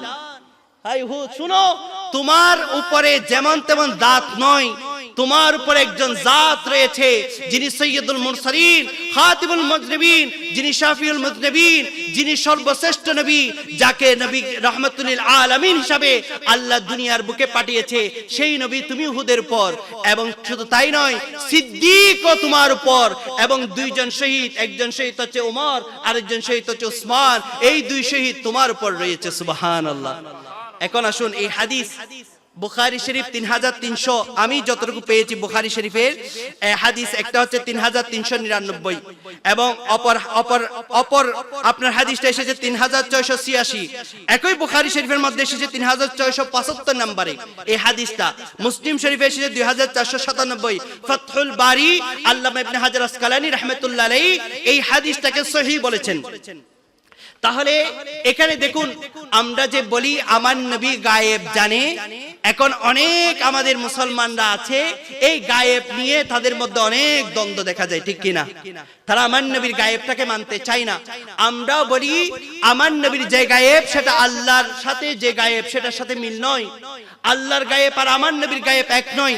আল্লাহর যে গায়েব এটা জাতি গায়েব, আর আমার নবী যে ইলমে গায়েব সেটা হচ্ছে আতাই ইলমে গায়েব। আমার আল্লাহ জানান, আমার নবী জানতে পারেন। আমার নবীকে ইলমে গায়েব সম্পর্কে আমার আল্লাহ জানান, আমার আল্লাহর পক্ষ থেকে আমার নবী জানেন। শুধু তাই নয়, বুখারী শরীফ খুলে দেখুন, মাইয়ুরিদুল্লাহু বিখাইরি ফাকিহু ফিদ্দীন, এই হাদিসে কারিমার মধ্যে আনা কাসিমুন ওয়াল্লাহু ইউতি, এই আনা কাসিমুনের মধ্যে লেখা হচ্ছে, ফাতহুল বারী খুলে দেখেন, সেখানে লেখা হচ্ছে আনা কাসিমুন মানে আনা কাসিমুল ইলম, আমি পুরা ইলম বন্টন করি জাতির মাঝে। ইলম মানে কি? ইলমে গায়েব। আমি ইলমে গায়েব মানুষের কাছে জানাই, সে ইলমে গায়েব আল্লাহর পক্ষ থেকে আমাকে দেওয়া হয়, আর আমি আমার উম্মতের মধ্যে সে ইলমে গায়েবটা বন্টন করে দিই। সুবহানাল্লাহ। আপনি কিতাব পড়েন, কিতাব পড়লে এই হাদিসগুলো পাবেন। আমরা পেলে আপনারা পাবেন না কেন? আপনাদের মধ্যে আমাদের মধ্যে কেন দ্বন্দ্ব থাকবে ভাই? আমরা সবাই মুসলিম। আল্লাহ আমাদেরকে এক মুসলিম উম্মাহ হওয়ার তৌফিক নসিব করুক, আমিন। যাই হোক, তাহলে দেখুন, আমার নবী ফারুক আজম, ওমর, উসমান অনেক পরে শহীদ হয়েছে। অনেক পরের ঘটনা এগুলো। আমার নবী দুনিয়া থেকে বিদায় নেওয়ার অনেক পরে। সিদ্দিক আকবরের খেলাফত 2 বছর, ওমরের খেলাফত 10 বছর, উসমানের খেলাফত 12 বছর। হিসাব করে দেখেন, তাহলে আমার নবী বিদায় নেওয়ার 12 বছর পরে আপনার ওমর রাদিয়াল্লাহু তাআলা আনহু শহীদ হলেন।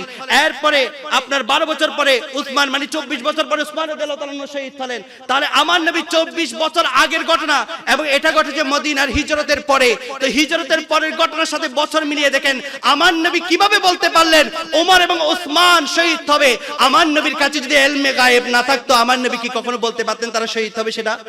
তাহলে বোঝা গেল, আমার নবীর কাছে ইলমে গায়েব ছিল, যে ইলমে গায়েবের সদকায় আমার নবী 30-24 বছর আগের ঘটনা আমার নবী স্পষ্ট ভাষায় উহুদ নামক পাহাড়কে বলে দিয়েছেন। সুবহানাল্লাহ। তাহলে উহুদ পাহাড়কে বললেন, এহুদ থেমে যাও, তরতর করে কাঁপার দরকার নেই, কারণ তোমার পর আমি নবী রয়েছি, আমার সাথে সিদ্দিক রয়েছে, ওমর রয়েছে, উসমান রয়েছে। আল্লাহ পাক রব্বুল আলামিন এই 5 জাতের সদকায় আল্লাহ আমাদেরকে কবুল করে নিক, আমিন। যেটা বলতে চাচ্ছিলাম, সিদ্দিক আকবর রাদিয়াল্লাহু তাআলা আনহু যেমন তেমন জাত নয়, যেমন তেমন শখসিয়ত নয়। এই জাত সম্পর্কে যদি আপনি পড়েন, গবেষণা করেন, তাহলে বুঝতে পারবেন এই জাত কেমন ছিল।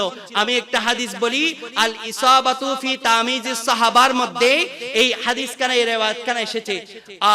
সালমা রাদিয়াল্লাহু তাআলা আনহা, যিনি আমার সিদ্দিক আকবর আম্মা জান, ওনার সম্পর্কে লেখা হচ্ছে উনি হয়তো 17 বা 18 বা 19, এই 17, 18, 19তম ইসলাম গ্রহণকারী একজন হচ্ছে সালমা রাদিয়াল্লাহু, মানে আবু বকর সিদ্দিকের আম্মা জান।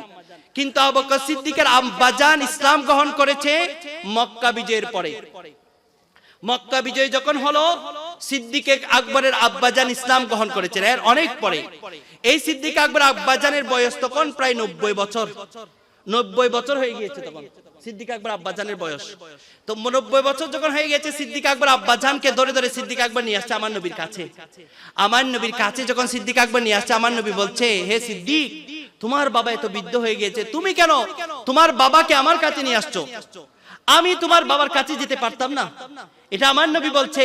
আর সিদ্দিক আকবর কি বলছে দেখেন, যে ইয়া রাসূলুল্লাহ, ইয়া হাবিবাল্লাহ, আমার বাবার কাছে আপনি নয়, বরং এটাই ইজ্জত, এটাই সম্মান, এটাই তাদিম দে, আপনি নবীর কাছে আমার বাবা যত বৃদ্ধ হোক না কেন ছুটে আসবে আমার বাবা আপনার কাছে। সুবহানাল্লাহ।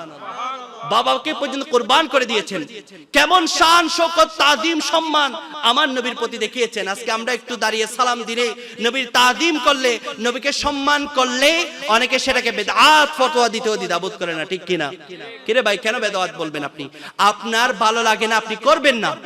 আপনাকে কেউ জোরাজুরি করছে না, আপনার ভালো লাগবে না, আপনি বসে থাকেন। আপনার ভালো লাগবে না, আপনি চুপ থাকেন, তাহলে দ্বন্দ্ব হয় না। আপনি কেন ভাই বেদআত ফতোয়া দিয়ে একজনের মনে হচ্ছে, ইচ্ছা জাগছে, আপনি সিদ্দিক আকবর আমার নবীর প্রতি তাদিম গুলা নাইবেন কোথায়? অথচ সিদ্দিক আকবর হচ্ছে আমার নবীর শাশুড়।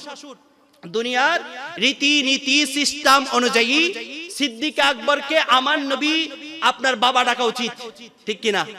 ও ওনারা রে ধরন আর হাতেরি ধরন আর জাহিদ স্যার গো বিয়ে গজি, আর জাহিদ স্যারে যে বিয়ে গো গজি মেয়ে ধরন বিয়ে ওই বয়স যে দূরি বেতুন, এবার বাইয়ের বয়স এখানে বেশি তিবে, কিন্তু আবার জাহিদ স্যার তো ছোট না, না জাহিদ স্যার তো যেতে ছোট, কিন্তু ওই বউর ইন্দি এবার কি রাম পড়ব নবজন পালার মাসালা বড় ভাইটা হাম পড়ব, আর মুরব্বি বুঝি মাশাআল্লাহ, এবার কি রাম পড়ব বড় ভাইটা হাম পড়ব, জেল্লো বগুই বয়সে কি হইলিও সুডইলিও, বয়সে সুডইলিও, বউর বড়দে তাহলে কি রাম পড়ব, বড় ভাই ডাহানে পড়ব, অনেবার ভাই ডাহানে পড়ব। ইন আরো সমাজের রীতিনীতি, এখন নাম ধরে যদি ডাকে এতে কিন্তু সমস্যা পাই যাবে। অনুরূপ ভাবে কোনো কারণে যদি শ্বশুরও যদি বয়সে ছোট হয়ে যায়, বউয়ের দিকে তাকিয়ে হলেও আপনার ওই শ্বশুরকে বাবা ডাকতেই হবে। বয়স কম হলেও সিদ্দিক আকবরের মেয়ে আয়েশা সিদ্দিকাকে আমার নবী বিয়ে করেছেন। এখানে অনেক ইতিহাস রয়েছে, ইতিহাসগুলো যদি আমি বলতে যাই কিতাবের ভাষায় আপনি আশ্চর্য হয়ে যাবেন। খাসাইসুল কুবরা এবং মুস্তাদরাকের মধ্যে হাকিম, ইমাম হাকিম রাহিমাহুল্লাহ তাআলা তিনি বলছেন, লাম্মা মাতা খাদিজাতু, যখন খাদিজা রাদিয়াল্লাহু তাআলা আনহা যখন মারা গেলেন, তখন খাদিজা রাদিয়াল্লাহু যখন মারা গেলেন, খাজিনা আলাইহা নবী সাল্লাল্লাহু আলাইহি ওয়াসাল্লাম, আমার নবী খুব চিন্তিত হয়ে গেলেন। খাদিজা রাদিয়াল্লাহু মারা যাওয়ার কারণে তো আল্লাহ আমার নবীকে মেরাজ করিয়েছেন, সুবহানাল্লাহ। খাদিজা রাদিয়াল্লাহু তাআলা আমার নবীর এত কাছে ছিলেন, এত প্রিয়তমা ছিলেন। আমার নবী খাদিজা রাদিয়াল্লাহু তাআলার জন্য যেমন পাগল ছিলেন, খাদিজা রাদিয়াল্লাহু তাআলা আমার নবীর জন্য পাগল ছিলেন। খাদিজা রাদিয়াল্লাহু যতদিন ছিলেন আমার নবী আর কোনো স্ত্রী গ্রহণ করেন নাই। এই খাদিজা রাদিয়াল্লাহু তাআলা যখন মারা গেলেন, আমার নবী চিন্তায় পড়ে গেলেন। আতাহু জিবরাইল আলাইহিস সালাতু ওয়াসসালাম, জিবরাইল আমিন আলাইহিস সালাম আমার নবীর কাছে আসলেন। এসে আমার নবীকে বললেন, আমার নবীকে দেখিয়ে বললেন, হাদিহি, আমার নবী জিবরাইল আমিন আমার নবীকে দেখাচ্ছেন, হাদিহি, দেখেন এ রাসূল, হাদিহি মানে হাদ আয়েশা, হাদি আয়েশা। আয়েশাকে দেখিয়ে দেখিয়ে বলছেন, তাযহাবু বিবাদিল হুজানা আলাইকা মিনকা, ইয়া রাসূলুল্লাহ, এই আয়েশা আপনার সমস্ত পেরেশানি, দুঃখ, দুর্দশা, সমস্ত বিপদ আপদ মুসিবতকে আল্লাহ দুর্বিত করে দিবেন, সুবহানাল্লাহ। আয়েশার সাদকায়, আয়েশার মাধ্যমে এই আয়েশা সিদ্দিকা রাদিয়াল্লাহু তাআলা আনহাকে আমার নবী বিয়ে করলেন। আমার নবী সাল্লাল্লাহু আলাইহি ওয়াসাল্লাম স্ত্রী হলেন আয়েশা সিদ্দিকা রাদিয়াল্লাহু তাআলা আনহা। যাই হোক, এই আবু বকর সিদ্দিক রাদিয়াল্লাহু তাআলা আনহু কখনো আয়েশা সিদ্দিকার ওই দিক দিয়ে আমার নবীকে কখনো বলেন নাই এটা আমার জামাতা। অথচ আরা সমাজত দেখবেন অনেকের জামাই যদি মন্ত্রী হয়, প্রেসিডেন্ট হয়, দেশের প্রধান হয়, তাহলে ইবে গর্ব করে পরিচয় দিব, ইবে আন মেহফাজ জামাই হবো না হবো হবো না, গর্ব করে হবো, ইবার মেয়ের জামাই ওইবে হনছিল না, ইবার মেহফাজ জামাই ইল্লে হইরে পরিচয় দিব। অথচ সিদ্দিক আকবরের আপনি যত হাদিস বিবরণ হয়েছে সব হাদিস দেখুন, সিরাতুস সাহাবা দেখুন, যে কিতাবগুলোর নাম বলেছি সেগুলো পড়ে দেখুন, কখনো দেখবেন না আত-তাবাকাতুল কুবরা পড়ে দেখুন। এখানে ইবনে সাদ রাদিয়াল্লাহু তাআলা আনহুর কিতাব, এই কিতাবের মধ্যে সিদ্দিক আকবরের যত হাদিস আনা হয়েছে, সিদ্দিক আকবরের জীবনে আনা হয়েছে, সমস্ত কিতাবের মধ্যে লেখা হচ্ছে সিদ্দিক আকবর আমার নবীকে কখনো মেয়ের জামাতা হিসাবে পরিচয় দিতে স্বাচ্ছন্দ্য বোধ করেন নাই, বরং সিদ্দিক আকবর আমার নবীকে ইয়া রাসূলুল্লাহ, ইয়া হাবিবাল্লাহ, ইয়া নবী আল্লাহ বলে ডাকতে স্বাচ্ছন্দ্য বোধ করেছেন, সুবহানাল্লাহ। এটাই হচ্ছে সিদ্দিক আকবর আমার নবীর প্রতি তাআযীম, আমার নবীর প্রতি সম্মান। দুনিয়ার সমস্ত মানুষের ইবাদত, রিয়াজত, ইবাদতকে যদি আপনি এক পাল্লায় রাখেন, অপর পাল্লায় সিদ্দিক আকবরের প্রেম ভালোবাসা রাখেন, তবুও সিদ্দিক আকবরের সমান হবে। সিদ্দিক আকবরের নামাজের কারণে সিদ্দিক আকবর হয়েছে এমন নয়, হজের কারণে সিদ্দিক আকবর হয়েছে এমন নয়, সিদ্দিক আকবর রোজার কারণে সিদ্দিক আকবর হয়েছে এই জন্য নয়। সিদ্দিক আকবর শুধু সিদ্দিক আকবরের উপাধি পেয়েছে আমার নবীর ইশক, মুহাব্বত, ভালোবাসা। দুনিয়ার সব কিছু থেকে সিদ্দিক আকবরের অন্তরে সবচেয়ে বেশি ছিল, সেজন্য আল্লাহ সিদ্দিক আকবরকে প্রথম খলিফা এবং দুনিয়ার মধ্যে প্রথম আফদালুন নাস বাদাল আম্বিয়া, জান্নাতেও যিনি প্রথম প্রবেশ করবেন তার নাম হচ্ছে সিদ্দিক আকবর রাদিয়াল্লাহু তাআলা আনহু। আপনি কোথায় যাবেন? আল্লাহ পাক রব্বুল আলামিন এই সিদ্দিক আকবরের শান শওকত আল্লাহ আমাদেরকে বুঝার তৌফিক নসিব করুক, আমিন। যে মহান জাত শখসিয়ত আবু বকর সিদ্দিক রাদিয়াল্লাহু তাআলা আনহুর সন্তান কন্যা এ আয়েশা সিদ্দিকা রাদিয়াল্লাহু তাআলা আনহাকে আমার নবী সাল্লাল্লাহু আলাইহি ওয়াসাল্লাম জিবরাইল আমিন আলাইহিস সালাতু ওয়াস সালামের মাধ্যমে আমার আল্লাহ পাক রব্বুল আলামিনের পক্ষ থেকে যে বার্তা, যে আপনার মেসেজ দিয়েছেন আল্লাহ পাক রব্বুল আলামিন, তারই ধারাবাহিকতায় আমার নবী সাল্লাল্লাহু আলাইহি ওয়াসাল্লাম মা আয়েশা সিদ্দিকা রাদিয়াল্লাহু তাআলা আনহাকে বিয়ে করেছেন। ইনি যেমন তেমন জাত নয়, শখসিয়ত নয়, আল্লাহ যার পবিত্রতা, যার আল্লাহ পাক রব্বুল আলামিন যার গুণকীর্তন, যার প্রশংসা আল্লাহ পাক রব্বুল আলামিন পবিত্র কোরআনে মাজিদ ফুরকানে হামিদের মধ্যে করেছেন। আল্লাহ পাক রব্বুল আলামিন যার সম্পর্কে কোরআনে কারীমের মধ্যে আল্লাহ আয়াত নয় শুধু সূরা নাজিল করেছেন, যে সূরার নাম দিয়েছেন সূরা নূর। এই সূরা নূরের মধ্যে আল্লাহ পাক রব্বুল আলামিন মা আয়েশা সিদ্দিকা তাহেরা রাদিয়াল্লাহু তাআলা আনহা এর পবিত্রতার কথা এলান করেছেন। সুবহানাল্লাহ। ইনি কেমন জাত, যে জাতের পবিত্রতার কথা এলান করেন রব্বে করিম আল্লাহ পাক রব্বুল আলামিন। এটা যেমন তেমন বিষয় নয়, এটা চারটাকানি বিষয় নয়। আয়েশা সিদ্দিকা একদিক থেকে আমার নবীর আজওয়াজুল মুতাহহারার অন্তর্ভুক্ত, আরেকদিকে সিদ্দিক আকবরের কন্যা। এই দুই দিক থেকে সম্পর্ক হওয়ার কারণে আল্লাহ পাক রব্বুল আলামিন সে আয়েশা সিদ্দিকা রাদিয়াল্লাহু তাআলা আনহা সম্পর্কে কোরআনে আয়াত নাযিল করেছেন। যে ঘটনা উলামায়ে ইসলামের মাঝে প্রসিদ্ধ, আজকে আমাদের মা বোনদের যে আল্লাহ পাক রব্বুল আলামিনের পক্ষ থেকে একটা স্পেশাল নিয়ামত আল্লাহ যে দিয়েছেন আমাদের মা বোনদেরকে। আমাদের সমাজে দেখবেন অনেক আমাদের মানুষ আছে, ভদ্র মহল, সুশীল সমাজ হিসাবে আমরা যাদেরকে চিনি, যারা আপনার মানুষের ঘরের বউ, মেয়ে, কন্যা, স্ত্রীদেরকে নিয়ে কথা বলে, ঠিক কিনা? আছে না এরকম অনেক মানুষ? অমুকের বউ কেমন, তমুকের বউ কেমন, অমুকের মেয়ে কেমন, অথচ নিজের ঘরের কোনো অবস্থার কি নাই, ঠিক নাই। অপরের মেয়ে সম্পর্কে সমালোচনা করে, পরনিন্দা করে। শুধু পরনিন্দা নয়, বরং এমন এমন তুহমত দেয়, এমন এমন মিথ্যা কথার আশ্রয় নেয় যেটা আল্লাহ পাক রব্বুল আলামিন পর্যন্ত সহ্য করতে পারেন না, ঠিক কিনা? আল্লাহ পাক রব্বুল আলামিন এই তুহমত থেকে রক্ষা করার জন্য মা আয়েশা সিদ্দিকা রাদিয়াল্লাহু তাআলা আনহার সাথে আল্লাহ একটা ঘটনা ঘটালেন। এগুলোকে বলা হয় আসরারুল ইসলাম। ইসলামের কিছু রহস্যময় ঘটনা আল্লাহ ঘটিয়েছেন। এই ঘটনা ঘটানোর পিছনে আল্লাহর হিকমত রয়েছে। আদম সফিউল্লাহকে আল্লাহ জান্নাত থেকে বের করা, এটাও একটা রহস্য। আল্লাহ জান্নাতে ঢুকানো, এটাও একটা রহস্য। জান্নাত থেকে বের করা, এটাও একটা রহস্য। ইউসুফ আলাইহিস সালামকে ইয়াকুব থেকে ছুটিয়ে দেওয়া, ইয়াকুব থেকে দূরে সরিয়ে দেওয়া, ভাইদের মাধ্যমে ষড়যন্ত্রের শিকার হয়ে ইউসুফ আলাইহিস সালামকে ইয়াকুব আলাইহিস সালাম থেকে দূরে সরিয়ে নেওয়া, এটাও আল্লাহর একটা রহস্য। হযরত ইউনূস আলাইহিস সালামকে আল্লাহ মাছের পেটে ঢুকানো, এটাও একটা রহস্য। আল্লাহ ঈসা আলাইহিস সালামকে ঊর্ধ্ব জগতে নিয়ে যাওয়া, এটা একটা রহস্য। আল্লাহ প্রত্যেকটা বিষয়ের মধ্যে আসরার, রহস্য নিহিত রয়েছে। এগুলো ত্রুটি নয়, বিচ্যুতি নয়, এগুলো কোনো ভুল ত্রুটি নয়, এগুলো হচ্ছে আল্লাহর হিকমা, আল্লাহর প্রজ্ঞা। আল্লাহ এগুলা দিয়ে বান্দাদেরকে শিক্ষা দিয়েছেন। সুবহানাল্লাহ। মা আয়েশা সিদ্দিকা রাদিয়াল্লাহু তাআলা আনহা সেই দিন যদি ওই ঘটনা আল্লাহ যদি না ঘটাতেন, ওই মুনাফিক যারা আমার নবীর একজন আজওয়াজুল মুতাহহারা সম্পর্কে, ওই যে আপনার মুনাফিক, কুখ্যাত মুনাফিকরা যদি সেই দিন এই আল্লাহর নবীর স্ত্রীদের সম্পর্কে সমালোচনা না করত, আল্লাহ কোরআনের আয়াতে কারিমা নাজিল করে সেই সমস্ত মুনাফিকদের চিনিয়ে দিতেন না, ঠিক কিনা? সেই দিন চিনিয়ে দিয়েছেন আল্লাহ। আজকে 1400 বছর পরে এসে যেই সমস্ত বকবক্ত মুনাফিক আলেম নামের যারা মুনাফিকি করে, যারা আমার নবীর আজওয়াজুল মুতাহহারাদেরকে নিয়ে যারা অবমাননা করে, যারা আমার নবীর আজওয়াজুল মুতাহহারাদেরকে নিয়ে অবমাননা করে, যারা সমালোচনা করে, তারা কখনো ঈমানদার হতে পারে? এটা আমার আল্লাহ পাক রব্বুল আলামিন 1400 বছর আগে মা আয়েশা সিদ্দিকা রাদিয়াল্লাহু তাআলা আনহার সাথে ঘটনা ঘটিয়ে আল্লাহ পুরো বিশ্বের মুসলমানদেরকে জানিয়ে দিয়েছে, ও মুসলমানরা, ও আমার নবীর উম্মতরা, শুনো, কিয়ামত পর্যন্ত মুনাফিকরা আসতে থাকবে, ইসলামী লেবাস পরতে থাকবে, ইসলামী লেবাসের আড়ালে তাদের মধ্যে মুনাফিকিতা লুকিয়ে থাকবে। সেটা চিনবে কিভাবে? সেটা চিনার জন্য আল্লাহ 1400 বছর আগে অস্ত্র দিয়ে দিয়েছেন।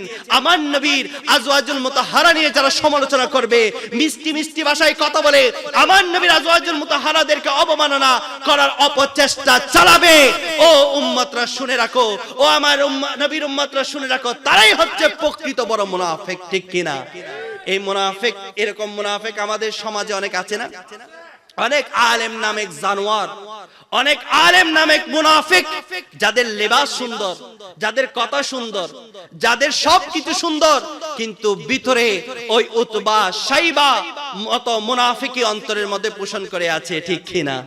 আল্লাহ তাদেরকে চিনার জন্য সেদিন মা আয়েশা সিদ্দিকা রাদিয়াল্লাহু তাআলা আনহার সাথে সেই ঘটনা ঘটিয়ে আল্লাহ জাতিকে জানিয়ে দিয়েছেন কোরআনের মাধ্যমে, সূরা নূরের মাধ্যমে। আমার নবীর আজওয়াজুল মুতাহহারা পুত পবিত্র, আমার নবীর আজওয়াজুল মুতাহহারা যে একেবারে স্বয়ং সম্পূর্ণ, আল্লাহ আমার নবীর জন্য তাদেরকে বাছাই করেছেন, এটা আল্লাহ কোরআনের ভাষায় প্রমাণ করে দিয়েছেন। সুবহানাল্লাহ। এজন্য প্রিয় হাজিরিন, আহলে সুন্নাত ওয়াল জামাত কারা? এটা চেনার জন্য আপনাকে বড় বড় কিতাব নিয়ে আপনাকে রিসার্চ করতে হবে এমনটা নয়।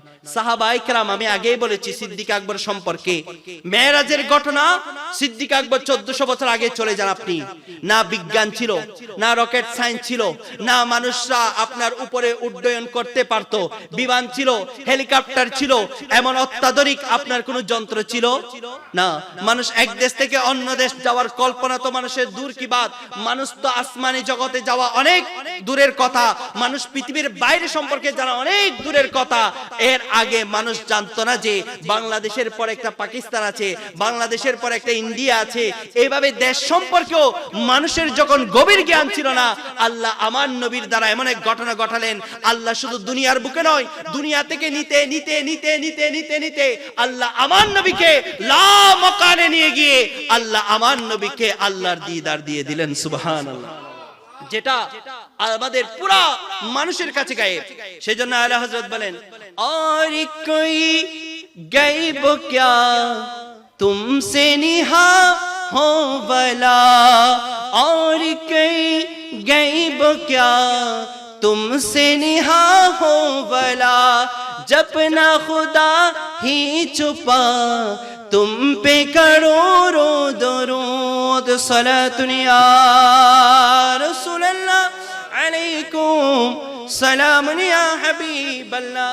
আমার আলা হযরত শাহ ইমাম আহমদ রেজা খান ফাজিলি বেনবী রাহমাতুল্লাহ আলাইহি বলেন, ওগো নবী গো, তোমার কাছে দুনিয়ার বুকে আর কি জিনিস গায়েব থাকবে, আর কি জিনিস অদৃশ্য থাকবে, যেখানে খুদ খুদা আল্লাহ পাক রব্বুল আলামিন তুমি নবী থেকে গায়েব ছিল না, অদৃশ্য ছিল না। তুমি নবীকে আমার আল্লাহ পাক রব্বুল আলামিন লা মাকানে নিয়ে গিয়ে নিজের দিদার দিয়েছেন, নিজের নূরানিয়ত দেখিয়েছেন, নিজের রববিয়ত দেখিয়েছেন। আমার আল্লাহ তুমি নবীর সাথে কথা বলেছেন, লা মাকানে নিয়ে গিয়েছেন। আল্লাহ নিজের আপনার জাহিরি सूरतকে আমার নবীর সামনে প্রকাশ করে দিলেন। তো আলা হযরত বলেন, और कोई गायब क्या तुमसे निहा हो भला, जब ना खुदा है छुपा तुमसे करो दुरूद। या রাসূল আল্লাহ, কেন আপনার উপর দুরূদ পড়ব না, কেন আপনার উপর সালাম দিব না, কেন আপনাকে দাঁড়িয়ে তাজিম করব না, কেন আপনার নামে মিলাদ কিয়াম করব না, কেন আপনাকে দাঁড়িয়ে সালাম দিব না, যেখানে খুদ খুদাই রব্বে করিম আপনার সাথে আপনাকে দিদার দিয়ে ধন্য করে দিয়েছেন। সুবহানাল্লাহ। এর চেয়ে বড় আর কি হতে পারে আমার নবীর শান শওকত বোঝার জন্য? তো প্রিয় হাজিরিন, বোঝাতে চাচ্ছিলাম এটাই যে আমার নবীকে চিনার জন্য, আকাইদা আহলে সুন্নাত বোঝার জন্য আপনাকে বড় বড় মাপের কিতাব পড়তে হবে এমন নয়। আপনি সাহাবায়ে কেরামের দিকে দৃষ্টিপাত করুন, আপনি আউলিয়া ইজমের দিকে দৃষ্টিপাত করুন। আমার নবীর সাহাবায়ে কেরাম আমার নবীকে কেমন তাজিম করেছে, আমার নবীর সাহাবায়ে কেরাম আমার নবীর আজওয়াজুল মুতাহহারাদেরকে কেমন সম্মান দিয়েছে, সেটা একটু রিসার্চ করুন, গবেষণা করুন। যে আলেমের মুখ থেকে আমার নবীর আজওয়াজুল মুতাহহারা সম্পর্কে খারাপ মন্তব্য আসে, তারা কখনো আলেম হতে পারে? তারা আলেম নামের কি জালেম, তারা আলেম নামের কি জালেম। তারা তাদের সম্পর্কে আল্লাহ 1400 বছর আগেই কোরআন কারীমের মধ্যে বলে দিয়েছে। এরপরও আলেমের দিকে তাকিয়ে, এরপরও শেখ বলে বলে তাদের পিছনে ছুটা বোকামি ছাড়া অন্য কিছু হতে পারে? বর্তমান সময়ে দেখতে পাচ্ছেন এক বাবা বের হয়েছে, ওই বাবার জন্য নাকি সূর্য পর্যন্ত দাঁড়িয়ে থাকে। নাউযুবিল্লাহ। বাবা, এই বাবার জন্য নাকি সূর্য পর্যন্ত দাঁড়িয়ে থাকে। কোথায় চলে গিয়েছে ইসলাম? রাজনীতিকে কেন্দ্র করে ইসলামকে বেচে খাচ্ছে এমন অনেক মুনাফিক দুনিয়ার বুকে বের হয়েছে না? অনেক মুনাফিক যারা রাজনীতিকে কেন্দ্র করে মসনদে অধিষ্ঠিত হওয়ার জন্য, মসনদে ওঠার জন্য আপনার যারা মূর্তি গড়ে গিয়ে মূর্তি পূজা করছে, ঠিক কিনা? আবার তারা আউলিয়া ইজমের সম্মান নিয়ে গোস্তাকি করে, উরুস করাকে হারাম বলে, শিরিক বলে। সেই সমস্ত আলেমরা ছুটে যাচ্ছে মাজারের মধ্যে, ঠিক কিনা? যারা মাজার পূজা বলেছে আজকে তারা মূর্তি পূজারী হয়ে গিয়েছে, ঠিক কিনা? যারা এক সময় মাজার পূজা বলে বলে সুন্নি মুসলমানদেরকে যারা অবমাননা করার অপচেষ্টা চালিয়েছে, আল্লাহ পুরা জগৎবাসীকে দেখিয়ে দিয়েছে, ও জগৎবাসীরা দেখো, যারা আউলিয়া ইজমের সাথে দুশমনি করেছে, মান আদালি ওয়ালিয়ান ফাকাদ আযানতু বিল হারবি, শুনে রাখো, যারা আমার আউলিয়া দাম সম্পর্কে যারা যারা গুস্তাকি করবে, অবমাননা করবে, দুশমনি করবে, আমি আল্লাহ পাক রব্বুল আলামিন তাদের জন্য যুদ্ধ ঘোষণা করলাম, ঠিক কিনা? আমার কথা নয়, বুখারী শরীফ খুলে দেখেন, সেখানে হাদিসগুলো পেয়ে যাবেন। আমার আল্লাহ পাক রব্বুল আলামিন হাদিসে কুদসির মধ্যে বলছে, মান আদালি ওয়ালিয়ান ফাকাদ আযানতু বিল হারবি। যারা আমার আউলিয়া দাম সম্পর্কে কটূক্তি করবে, অবমাননা করবে, আমি আল্লাহ তাদের বিরুদ্ধে যুদ্ধ ঘোষণা করলাম। আল্লাহ জগৎবাসীদেরকে দেখিয়ে দিয়েছেন, জগৎবাসীরা দেখো, যারা মাজার পূজারি বলেছে, মাজারে জিয়ারত নামে যারা পূজার সাথে অ্যাড করে দিয়েছে, আল্লাহ তাদেরকে অন্যভাবে পূজা মণ্ডপে নিয়ে গিয়ে মূর্তি পূজা করিয়েছেন, ঠিক কিনা? আপনি কোন রাজনীতি শিখাচ্ছেন? আমার নবীর চেয়ে বড় রাজনীতিবিদ দুনিয়ার বুকে আর কি হতে পারে? আমার নবীর চেয়ে বড় একজন রাজনীতিবিদ দুনিয়ার বুকে আপনি কাউকে পাবেন না। দুনিয়ার বুকে যারা ইতিহাস রচনা করে গিয়েছে, আপনি খ্রিস্ট ধর্মে দেখুন, ইহুদি ধর্মে দেখুন, আপনি প্রত্যেক ধর্মের মধ্যে দেখুন, যারা ইতিহাস লিখেছে তারা এক বাক্য স্বীকার করেছে, মুহাম্মদ সাল্লাল্লাহু আলাইহি ওয়াসাল্লামের মতো বড় মাপের রাজনীতিবিদ দুনিয়ার বুকে আবির্ভাব হয়নি, হবে না, হচ্ছেও না, কিয়ামত পর্যন্ত কেউ দেখবে না। সুবহানাল্লাহ। আপনি কোন রাজনীতি করছেন? কোন মাজারে আপনি মূর্তির ঘরে গিয়ে পূজা করে কোন রাজনীতি শিখাচ্ছেন? কোন ইসলামকে আপনি দাওয়াত দিচ্ছেন? ইসলাম তো মূর্তি ঘরে গিয়ে পূজা করা শিখায় না, ইসলাম শিখায় মূর্তি ঘরে গিয়ে ইসলামের দাওয়াত দেওয়া, ঠিক কিনা? যে দাওয়াতটা দিয়েছে শাহজালাল ইয়ামিনী রাহমাতুল্লাহ আলাইহি, যে দাওয়াতটা দিয়েছে খাজা গরিবে নওয়াজ সানজিরি রাদিয়াল্লাহু তাআলা আনহু, সানজির নামক স্থান থেকে এসে আপনার খাজা গরিবে নওয়াজ আজমিরের মধ্যে ইসলাম প্রচার করেছে, ঠিক কিনা? সেই ইসলাম শিখায় আমাদেরকে আপনার মূর্তি ঘরে গিয়ে ইসলামের দাওয়াত দেওয়া, মূর্তি ঘরে গিয়ে মূর্তিকে সিজদা করা, মূর্তি ঘরে গিয়ে মূর্তির প্রসাদ খাওয়া, এটা কখন ইসলাম শিখায়? সেই রাজনীতি আমাদেরকে শিখাতে আসেন না। আল্লাহ আমাদেরকে রাজনীতি করার তৌফিক দিয়েছেন। আহলে সুন্নাত ওয়াল জামাতের মধ্যেও রাজনীতি আছে। আমাদের আলেম ওলামা রাজনীতিবিদরা কখনো মূর্তি ঘরে গিয়ে পূজার আচ্ছাদন করেন নাই। আমাদের আউলিয়া দামরা, আপনি গৌসে মাইজভান্ডারির দিকে তাকান, আপনি গৌসে মাইজভান্ডারির দিকে তাকালে দেখবেন গৌসে মাইজভান্ডারি কখনো হিন্দু মন্দিরে যান নাই, বরং হিন্দুরা আমার গৌসে মাইজভান্ডারির কাছে ছুটে এসেছে, ঠিক কিনা? আমার গৌসে মাইজভান্ডারির দরবারে এখনো গিয়ে দেখবেন হাজার নয়, শত নয়, আপনি দেখবেন শত শত হিন্দুরা আমার গৌসে মাইজভান্ডারির দরবারে গিয়েছে, ঠিক কিনা? এখনো যাচ্ছে, ঠিক কিনা?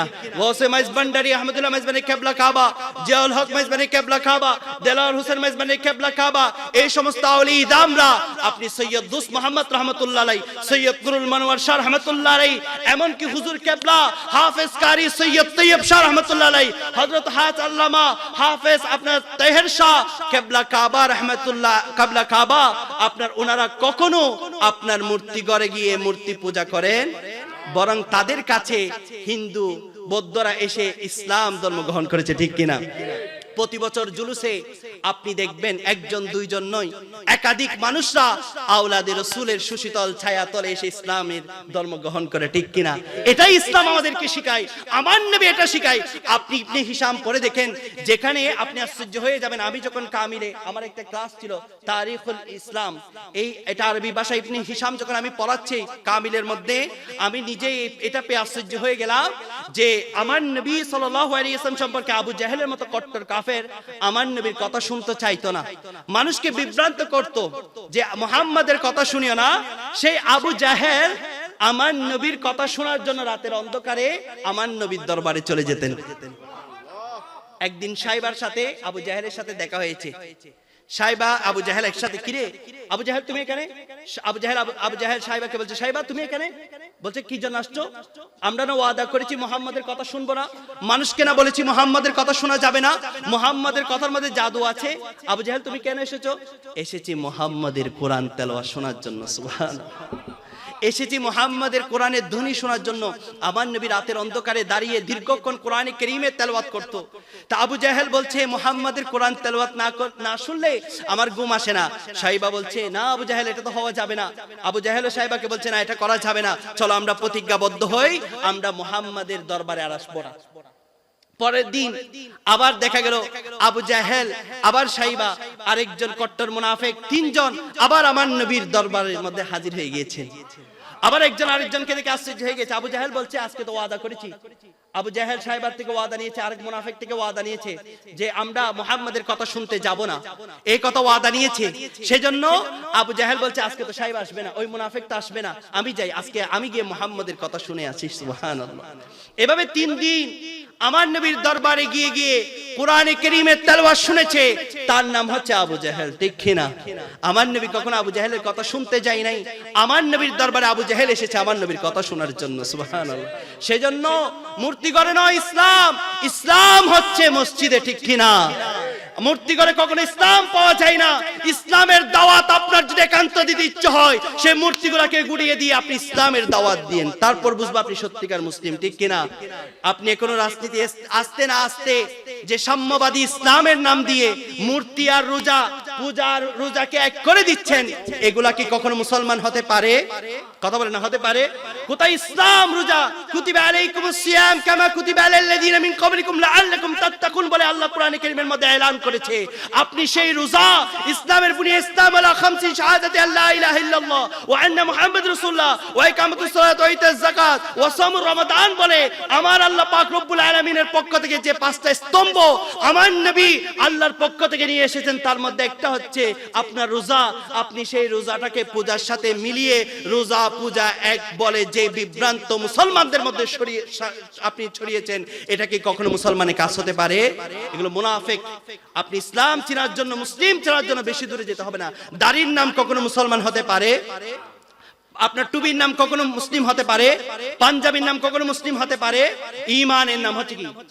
মুসলমান। বুখারী শরীফ 7ম পৃষ্ঠা খুলে দেখবেন 14 নম্বর হাদিসে কারীমা, যেখানে আনাস রাদিয়াল্লাহু তাআলা আনহু থেকে বর্ণিত হচ্ছে আমার নবী সাল্লাল্লাহু আলাইহি ওয়াসাল্লাম বলছে লা ইউমিনু আহাদুকুম হাত্তা কুনা হাব্বা ইলাইহি মিন ওয়ালিদিহি ওয়া ওয়ালাদিহি ওয়ান নাস আজমাইন। আমার নবী বলছে হে সাহাবারা শুনো, ইসলাম কোথায় জানো? মুসলমান কোথায় জানো? ঈমান কোথায় জানো? ঈমান হচ্ছে আমি নবীর মুহাব্বতের নাম। সুবহানাল্লাহ। ঈমান হচ্ছে আমি নবীর মুহাব্বতের নাম। আমি বলতে চাচ্ছিলাম সেজন্য সিদ্দিক আকবর হয়েছে, এমনি এমনি সিদ্দিক আকবর হয় নাই। সিদ্দিক আকবর হওয়ার পিছনে বড় কারণ হচ্ছে নামাজ নয়, রোজা নয়, হজ নয়, যাকাত নয়। সিদ্দিক আকবর হয়েছে আমার নবীর হুব্বে মুস্তাফা। দুনিয়ার সব কিছু থেকে আমার সিদ্দিক আকবরের কাছে বেশি ছিল। সুবহানাল্লাহ। হ্যাঁ, এটার নাম হচ্ছে ঈমান, এটার নাম হচ্ছে মুহাব্বত। আজকের দিনে এসে আমরা অনেক আলেম থেকে শুনতে পাই যে নামাজের মধ্যে নাকি আমার নবীর ধ্যান ধারণা আসলে এটা গাদা, ঘোড়া, শয়তানের চেয়েও নাউযুবিল্লাহ আরো খারাপ। নাউযুবিল্লাহ বলবেন না? দেখছেন নি আমার নবীর জন্য আল্লাহ নামাজ দিলেন। আমার নবী মেরাজের রাতে যখন আমার নবী গেলেন আল্লাহর সাথে দিদার করার জন্য, সেই দিদারে আমার নবী যখন আমার আল্লাহর দিদার করলেন, সেখানেও আমার নবী উম্মতকে বলেন নাই। সুবহানাল্লাহ। দুনিয়ায় যখন আসলেন আমার আল্লাহ বলছেন রব্বি হাবলি উম্মতি, আমার নবী বলছে রব্বি হাবলি উম্মতি, রব্বি হাবলি উম্মতি। আব্বাস রাদিয়াল্লাহু তাআলা আনহু আপনার স্ত্রী বলছেন আমার নবী যখন দুনিয়ার মধ্যে আসলেন ওনার মুখগুলো, ঠোঁটগুলো, ছোট বাচ্চার ঠোঁট নড়াচড়া করলে কান্নার আওয়াজ শোনা যায়, অথচ আমার নবীর জবান মুবারকে কান্নার আওয়াজ নয়, শোনা গেল আমার নবীর একটা ধ্বনি রব্বি হাবলি উম্মতি, রব্বি হাবলি উম্মতি। ওগো আল্লাহ আমার উম্মতদেরকে আমাকে দিয়ে দাও, ওগো আল্লাহ আমার উম্মতদেরকে আমাকে দিয়ে দাও। এভাবে বলে বলে আমার নবী কান্না করেছে, দুনিয়ার হায়াতে জিন্দেগি সর্ব অবস্থা কাটিয়েছে রব্বি হাবলি উম্মতি বলে। মাজারে পাকের মধ্যে যখন আমার নবীকে রাখা হলো, দেখা গেল আমার নবীর ঠোঁট মোবারক নড়াচড়া করছে। এক সাহাবী নেমে দেখলেন আমার নবী কি বলছে, সেখানেও শোনা গেল রব্বি হাবলি উম্মতি বলে। সুবহানাল্লাহ। মেরাজের রাত মুসা কালিমুল্লাহর মতো নবীও আমার নবীকে দিদার পাওয়ার জন্য বেকুল ছিল, পাগল পারা ছিল। আপনার আল্লাহর কাছে ফরিয়াদ করেছে মাবুদ রব্বি আরিনি, রব্বি আরিনি, রব্বি আরিনি, আল্লাহ দেখা দাও, দেখা দাও, দেখা দাও। আমার আল্লাহ বারবার বলেছে লান তারানি, লান তারানি। ওগো মুসা তুমি আমাকে কখনো দেখবে? আমার নবীর ধ্যান ধারণা নাকি নামাজের মধ্যে আসলে নামাজ ব্যঙ্গ হয়ে যাবে। নাউযুবিল্লাহ। নামাজ দিয়েছে আল্লাহ। আমার নবী যখন আপনার মেরাজে যাচ্ছে, ওই যে বললাম কোন নবী کرام সমস্ত নবী আল্লাহর কাছে ফরিয়াদ করেছে রব্বি আরিনি, রব্বি আরিনি, রব্বি আরিনি, রব্বো আমাদেরকে দেখা দাও, আমাদেরকে দেখা দাও। আল্লাহর একটা জবাব ছিল লান তরানি, লান এনেছেন, কখনো দেখবে না। লাম বলেন নাই, আল্লাহ লান বলেছে, মানে কখনো দেখবে না, আমাকে দেখা সম্ভব হবে না। কিন্তু আমার নবীর বেলায় পুরো বিষয়টা আল্লাহ উলট পালট করে দিলেন, দুনিয়ার রীতি নীতি সবকিছুকে আল্লাহ পরিবর্তন করে দিলেন।